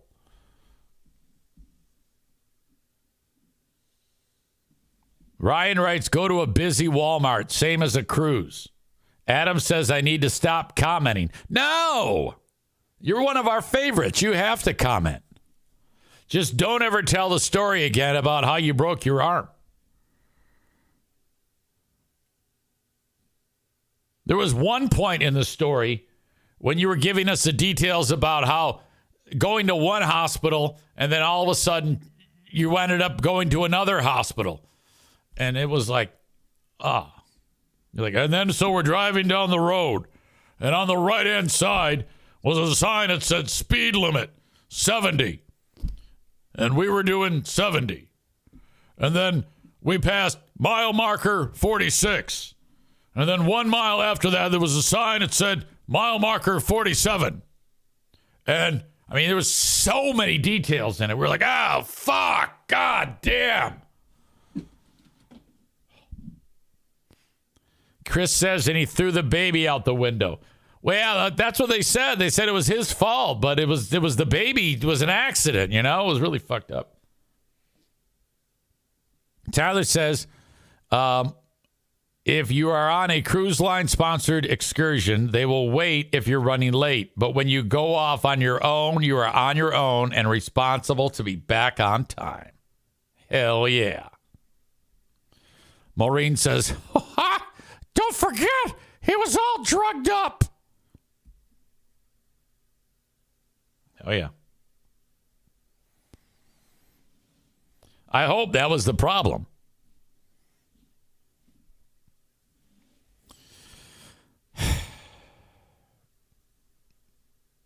There's nothing worse than you got the chatty Cathy in front of you. It's like, oh. I can just... Especially people who repeat. They say the damn thing more than once, whatever it is that they want to say. They like make the point. You go, oh, okay. And then they do it again. You go, oh, okay. They do it again. You're like, yeah, I got it. I got it. Linda says, yeah, he had an excuse, unlike Maureen. Oh, my God. Adam, don't worry. Maureen is one of the all-time worst at it. She hasn't done it in a while because I've shamed the shit out of her. It's like, you have got to edit this shit. It's, too much. We skip those goddamn details. And my wife does that too.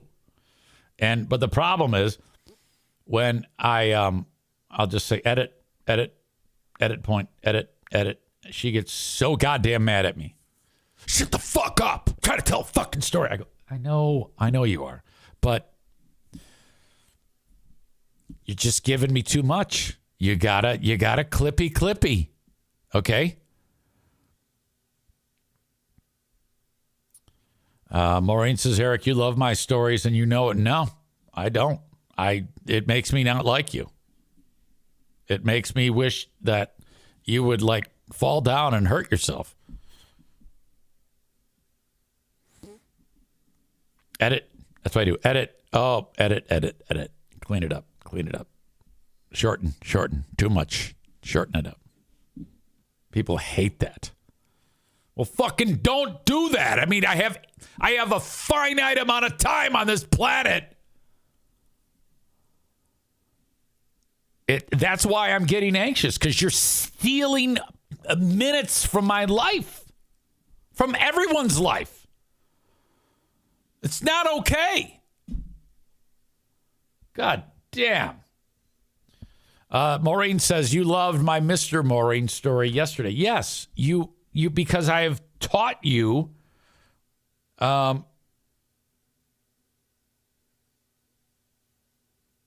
sorry, I was just reading something. I have taught you how to behave appropriate. And this is what she wrote. Maureen's husband, who hates my guts. Eric, I'm going to save you the trouble of going back to... No, that's not it. Did you send me an email or a text?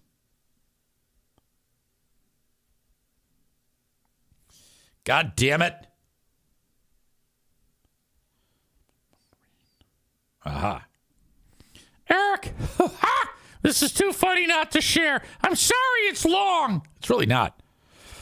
I'm just going to read it in easy voice because I can't do that voice for that long. So hubby happened to be in the same room with me when you were beating up Chris from Buffalo, and Johnny B. Zero, and Kenny about the radio show this morning. As you sometimes do, you were using some very colorful language. There were a couple F-bombs, assholes, and cocksuckers thrown out. And you know how he hates your potty mouth. I guess I had forgotten what he doesn't like about me. So, all right. He even let out a disapproving after the second cocksucker. What is he, a little kid? What the fuck is wrong with him? LOL, LOL. Shortly thereafter, he went to our bedroom and returned with a package that had been delivered a couple of days ago. He gave it to me and said, here's your early birthday present. She says, my birthday is a month away. It was Apple AirPods. I can't believe you listened to this thing and just blast it out to the house. Even I wouldn't do that. I'm sure it was his not so subtle way of telling me to pop those babies right in so he wouldn't have to hear you anymore. Well, now this is not on me. This is on you. He should hate you. Don't worry, I love you enough for both of us. Ha ha ha, Maureen. No, I'm Team Gary on this. I wouldn't. I mean, whatever. If he likes it or he doesn't like it, whatever. But why? I do not recommend this show in mixed company. You don't want people who don't know who I'm all about and used to it to be hearing this. You're a fucking tyrant. That's awful.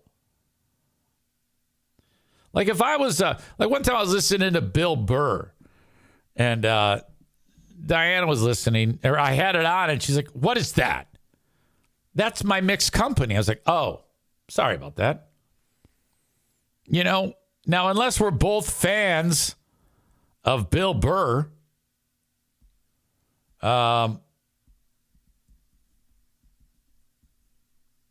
Maureen says it's Terry. Is it Terry or Gary? Didn't you say Gary? Did you say Gary earlier on the chat?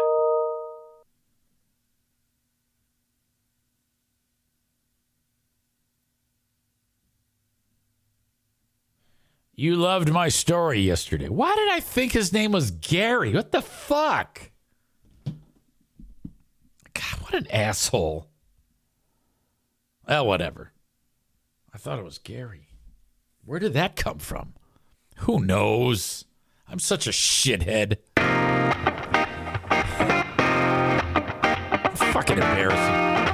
Mr. Amy is Gary. That's right. Gary. I don't think he likes me either. What is it with all these women? Yeah, I like EZ. And then their husband, no, I can't take it. Oh, this is bad words. I don't like it. I'm such a fucking pussy. You gotta kick those guys to the curb. I bet they don't even eat ass. All right. Have a good one. Till next time. Thank you. Bye-bye.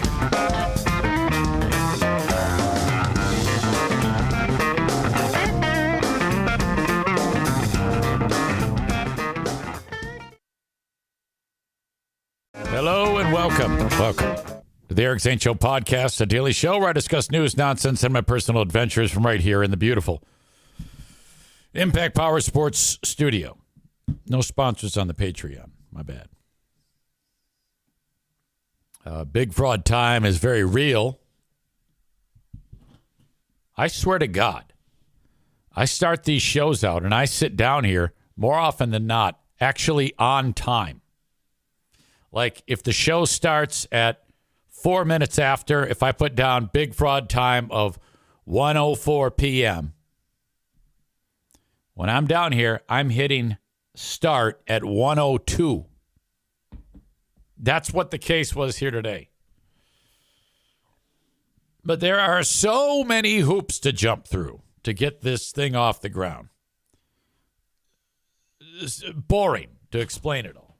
But it's a lot of, all right, that has to be pressed at this time, and then you have to go to that, grab that link, copy it, move it over to here, paste it here, hit go there, spin around, do the Humpty dance, score a goal, run around the world 5 times, sit in your chair, scratch your head, chicken dance, pick up your phone, talk into the microphone, and you're live. I remember when I first started doing the show the way I am right now, I was like, this is impossible. I'll never be able to do it. My God. Hang on, I got to drink this. It's coffee time.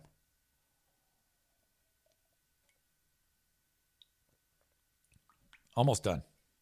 I need this. Very important. I said before I sat down, I go, I think I see a nap in my future. Then I'm like, yep, definitely happening. Today, I don't have nearly as much stuff to do. I get done with this podcast, the Patreon, and then I'll upload them all, and I'm done. I am done. I'm ready to crash at 2 p.m. Then I was like looking forward because I had nothing left to do for the rest of the day. Nothing. And then just in passing, Diana made a comment. And she's mentioned, oh, yeah, when you go to the game tonight. And I'm like, it's a goddamn hockey game. So I'm like, shit. Fuck. There's nothing worse than when you convince yourself that this is how something is going to be, like the day is going to go a certain way. Like this example right here. I was like, all I wanted, I can crash, you know, and then I can have the evening to take a nice walk or do more old man shit. And then, oh, God damn it. And it's not like I'm complaining because it's hard. Oh, yeah, real tough job. Wander over to the hockey rink and have the best seat in the house with something that I crave happening, you know, attention. Oh, yeah. Real tough. It's not that. It's not that at all. It's just that I just wanted to sit around at home and veg. Yesterday was a lot. There was a lot going on yesterday. Again, no complaints. I signed up for this. Morning show, podcast day, and then I was wrapping up my podcast day at legit 1:50 p.m. So ballpark of like now. Immediately upon completing the podcast day, I then have to go online and do my test for who are these broadcasters with Christian. A 90-minute show. That starts at 2. So I had about 2-3 minutes to not think about anything. And it isn't, again, this is not like physically demanding or anything like that. It just consumes the time. And, you know, there is something to be said about having to do this. I would much rather just be like doing nothing. Shut it all down. So did that. It was fun. I enjoyed myself. And while that was going on, I got a text from Doug at Bosco's. And he says, okay, if you could be in here by 4. The show was done at 3:30. Now, I committed to going into Bosco's. That's fine. I'm all about it. I love going into Bosco's. Again, this is not a complaint. This is just to show you the level of busyness. This is a brisk day. I had time to eat a little bit of food and then off to Bosco's. Walk in the door. Let's make some fries, motherfucker. And crushed it. Absolutely crushed it. I saw Jason. Jason is not to be confused with Bennett Flooring Installations. Jason Bennett was there with his lovely better half. And it was nice to see them. They're really, really cool. He had the nicest thing to say to me. Jason did. Because I was talking to him about, he says, hey, I haven't had a chance. I just started, I think he said something like, he hasn't had as many opportunities to listen to the radio show, but I think he had just started or something like that. And I go, yeah, it's a different animal. It's way different because, you know, here, talking for extended time is 1,000,000% different than for what you hear on the radio, talking in between songs and saying, all right, coming up the birthday club. And he said, yes, but it's How did he word it? He said the nicest thing to me. It shows a level of professionalism or something like that, or it shows your talent or something like that. And I was like, what? Shut up. Come on, it's too complimentary. Very sweet of you to say, but not unnecessary. Unnecessary. On the show yesterday on Who Are These Broadcasters, the audience is brutal. I mean, well, I shouldn't say that. It's really no different than this in terms of the comments.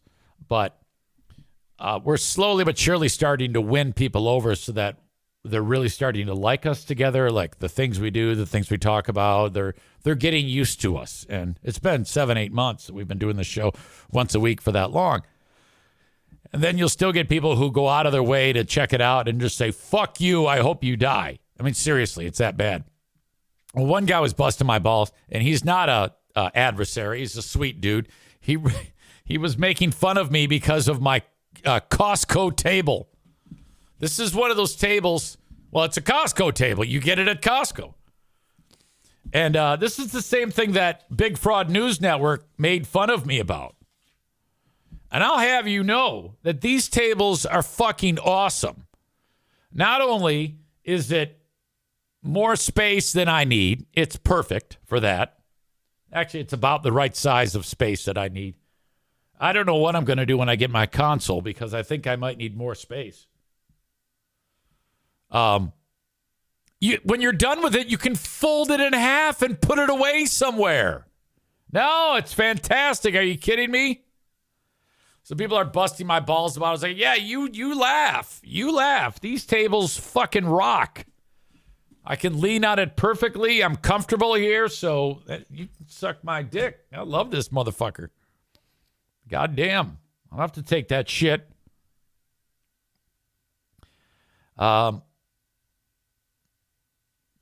Megan checks in. She says, are you allowed to make anything aside from fries? Yes, actually. The only thing I haven't made is the actual burger patty. Typically, Doug is on the grill, but I'm just now starting to get around to that in case they need me. But no, I do almost everything there. I just wish we could see more. Is it blank? Words covered up. See more blank walls with the new camera angle. The walls aren't blank. There's plenty on the walls.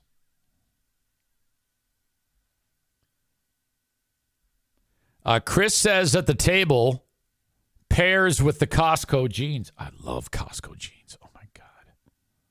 They're so great. How could there's nothing blank about these walls. I've got the Blues Brothers over there and Daisy Doo on the wall. It's fine.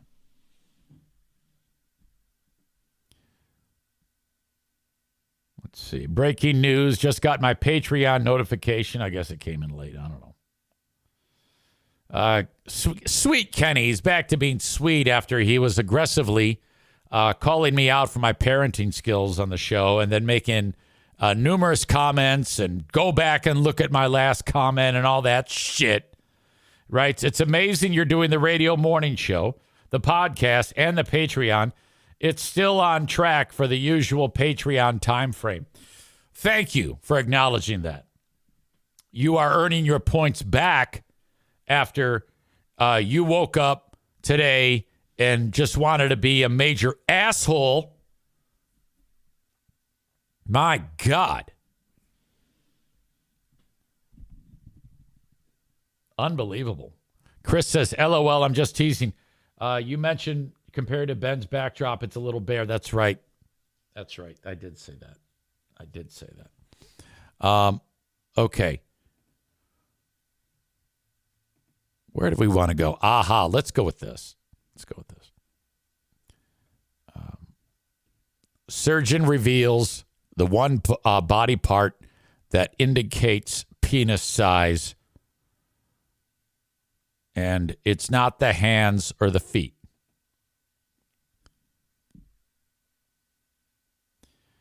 I don't know how accurate this could possibly be. You think we would have heard about this some time ago. Andrew Court from the New York Post writes about this. A surgeon specializing in sexual health says you cannot tell the size of a man's penis simply by looking at hands or feet.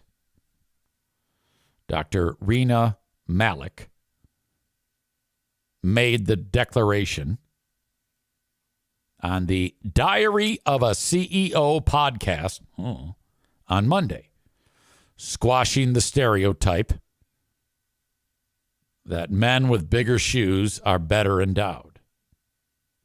You know, before we get off on this, get off is probably not the best choice of words. People have said that when you say, yeah, black guys have big dongs, that is just a myth. Now, I have seen lots of black dick in my life, and every dick I've seen on a black guy is huge. Like, what? Oh, my God. Like, in length, width, and like how plump it is, and swingability, you know? It goes so far off of the body that it swings like a goddamn elephant's trunk. That story I told years ago when I was in Springfield, Illinois, visiting the radio station there. And it was back when I was running and swimming and biking my life away. And I woke up and went to the YMCA in Springfield to swim. Fucking crack of dawn. Here I am. And I remember walking through the locker room. And this is one of many black penises that I used to live with black guys, remember, in college. I'll get to that one, too. And I remember walking around the corner, and there was an older gentleman that happened to be walking around the corner.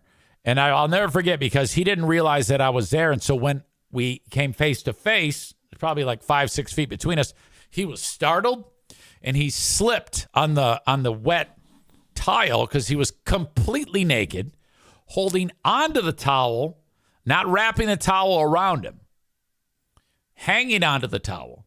And I remember he went, whoa, and he slipped. And I like wanted to almost like I was compelled to, like, if he was going to fall, to keep him from falling down.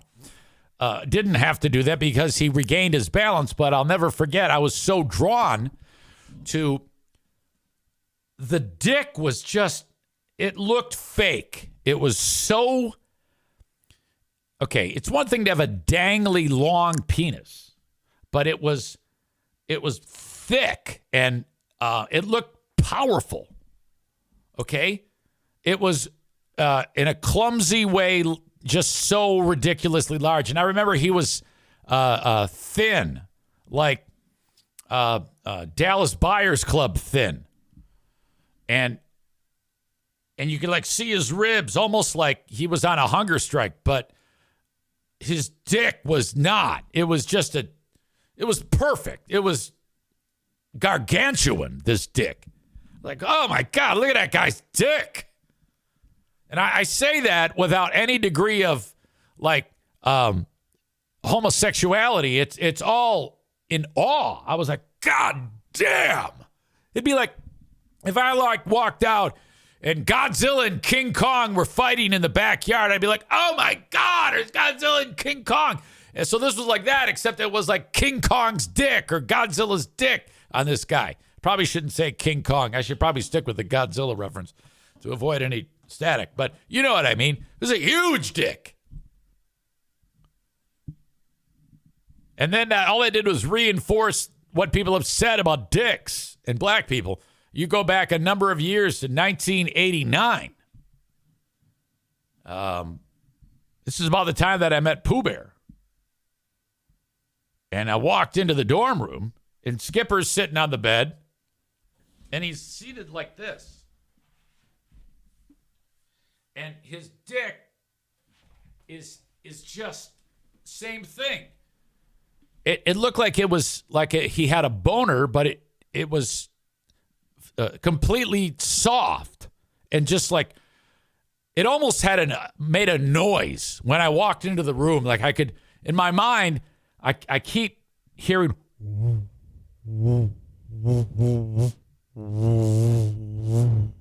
like it was radiating strength. I walk in, I'm like, Skipper, what are you doing? I always wipe myself down with alcohol so I don't get burnt after I have sex. He didn't say it. He said, after I have sex, I always wipe myself off so I don't get burnt. Now, I didn't know anything about anything then. I hadn't even had sex at that point in my life. It's kind of a late bloomer. And I was like, is that what you do to keep from getting any type of illness you might acquire? I'm thinking to myself, you just wipe your penis down with alcohol? And for him, it was like a process because there's a lot of penis for him to wipe down. Like, God damn it, look at that. And I remember the same thing. I said, look at his dick. It's huge. Guy's got a monster. And well, there you go, black guys. And so then I never saw Nathan's penis. That's the other black guy I live with. But I couldn't wait to like tell the other guys in the hall, I go, dude, this guy he's got the hammer in there. Holy shit. So, I mean, say what you will, and I think black people get offended when you throw that, hey, all black guys have big dicks, you know? And I mean, I don't know, maybe they get offended, maybe they don't, or I guess it just depends on who you say it to. But to me, that's a huge attribute. You know, whether it's true or not, I guess remains to be seen. But if everybody looks at someone differently who's got a big dick, I mean, I don't know if that's a positive. I have no idea. I mean, I think if you're a single black man and every woman you encounter has a preconceived notion that you're packing a monster, you know, that might help you attract women, I think. I don't know. But every time I have seen a black man's penis, that is a nice penis. It's a stellar, gigantic penis. I shouldn't say nice. Nice would be one that's like, all right. It's okay. It's nice. But when you can throw around words like astonishing and awe-inspiring, I mean, like, when you look at the heavens and you see like the Crab Nebula or maybe the rings of Saturn, that's like, oh. You look at that guy at the YMCA in Springfield, Illinois, I was like, oh my God, look at that thing. It was just waving like a slow motion of a giant American flag. It was incredible.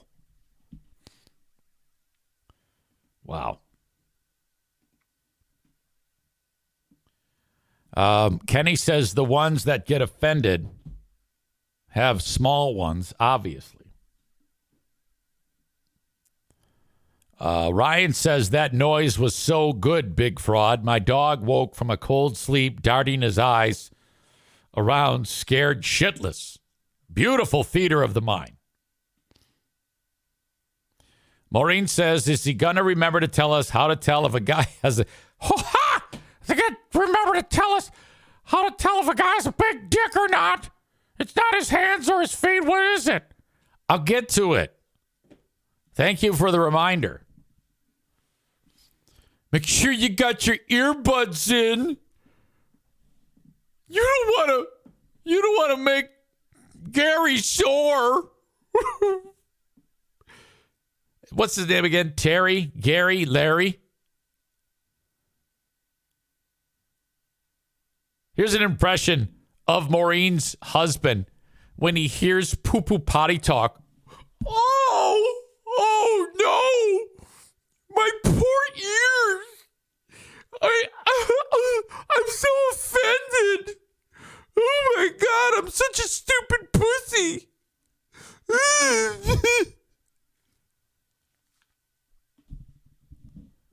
Come on, man. I got you these $300 earbuds so I don't have to listen to sinful words. I'm such a pussy. Oh, my God.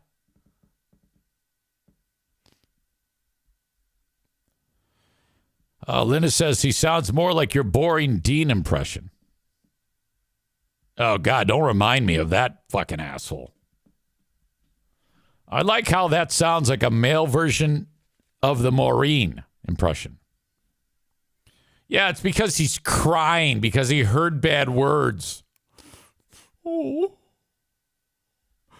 Why can't he say shucks Terwilliger? Why does he have to say, I don't even want to say it. Say the bad words. Why can't he say, oh, darn, or rats and mice, or cheese and rice? I don't like bad words, because I'm a pussy. Maureen says, I hope someday you can meet. It will be so awkward. I don't want to meet him. I am not interested in meeting him at all. No, he started this shit. I didn't start it. How am I not to judge Larry? I hate him. He doesn't know me. He hears the goddamn show. Anyone who's ever met me out in the wild, am I like this?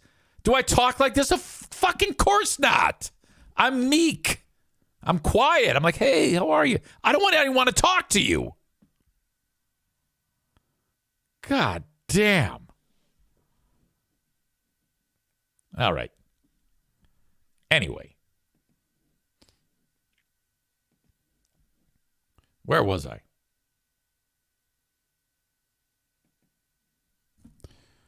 A surgeon specializing in sexual health, Dr. Rina Malik.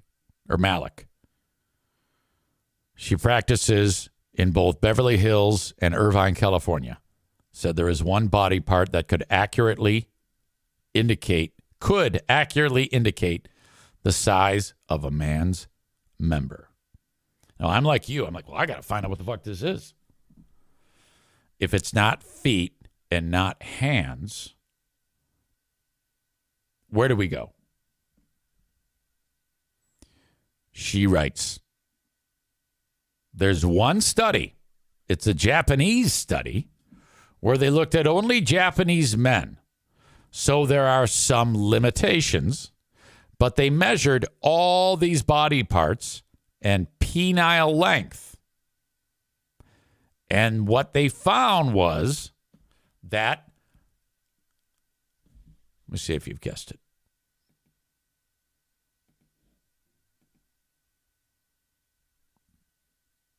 The size of a man's nose is a direct correlation to penile length. Chris got it right. Not hands, not foot. The expert didn't divulge whether she had seen other studies linking nose and penis size, but said she'd certainly noticed an uptick in patients panicked about their pecker. Why would you go to the doctor if your penis is small? Hey, doc, what are you going to do for nothing? That's your dick. She did say some men use a traction device. I don't know what that is. I think that's you actually put weights on it, like light weights, and like stretch your crank. Why would you bother? These are devices that are made to cure Peyronie's disease. That's that bent dick. If you have that bent dick going. Traction device can increase the length of a penis by up to 2 centimeters. Oh, boy, big fucking deal. Who cares?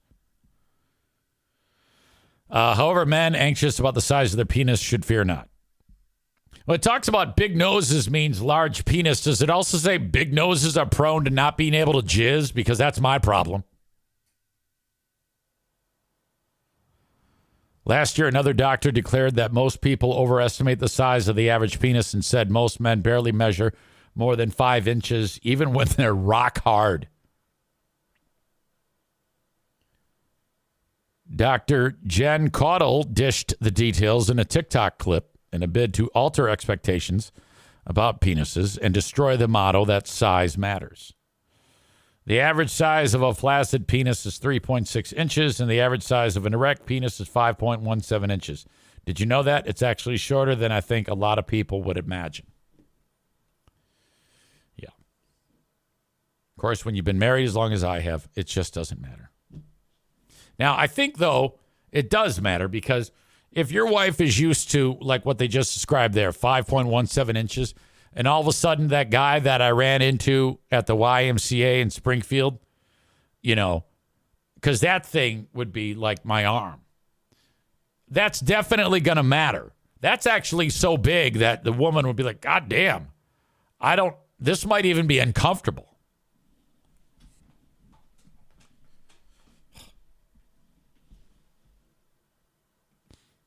Now, Diana is little. So any penis is going to be big to her. Because she's so little, it's like having sex with a child.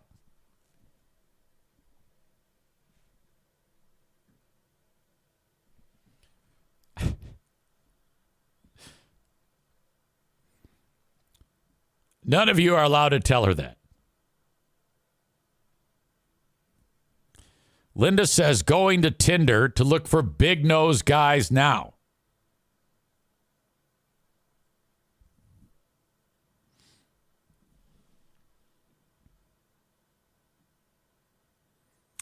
Numerous reactions to that last joke.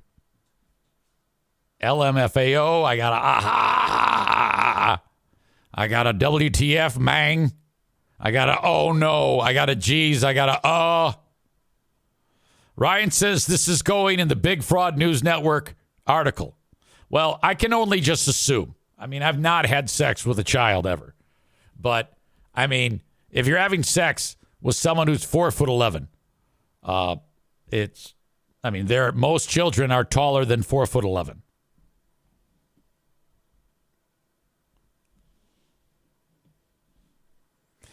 You know what's amazing is I can't believe in all my years of doing this, I have never said that joke before. It's never crossed my mind. I've never thought of the joke until right that moment. Somebody asked me that question. So when you say the things that you say, have you come up with those jokes in the past and then you just wait for the opportunity for them to hit? And I forgot who asked me this. And I said, no, never. No, it's just, I happen to just be talking. And in the split second that it is in my brain and then that it flies out of my mouth, that's how old the joke is. Milliseconds. I might ripcord at some point, but typically it's going to happen. It's going to hit. Nick says, my girl is only 4'11" too. No shame from me. I love that woman, by the way. I've only heard her say a few words, but I was like, that's a great woman right there. And you know how I know that? Was by the respect you gave her. The fact that when we were doing the Patreon, Nick, and the TV was on, and I said, yeah, ask her to turn down the TV, and you looked panicked. And then you said, hey, babe, do you mind if you turn down that TV or something like that? And then she said, are you kidding me right now? And then you had a look of fear. Like fear crept across your heart. And you were like, And you just didn't want to offend. When you show that type of respect to a woman, that is indicative of greatness.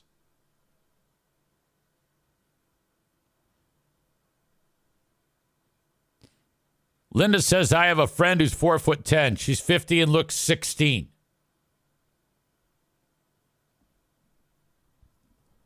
Kenny says, well, that was quite the revelation. Now I understand why sex with my ex made me feel icky. She was 4'11". Now, that's not what made you feel icky. It was the Down syndrome that made you feel icky.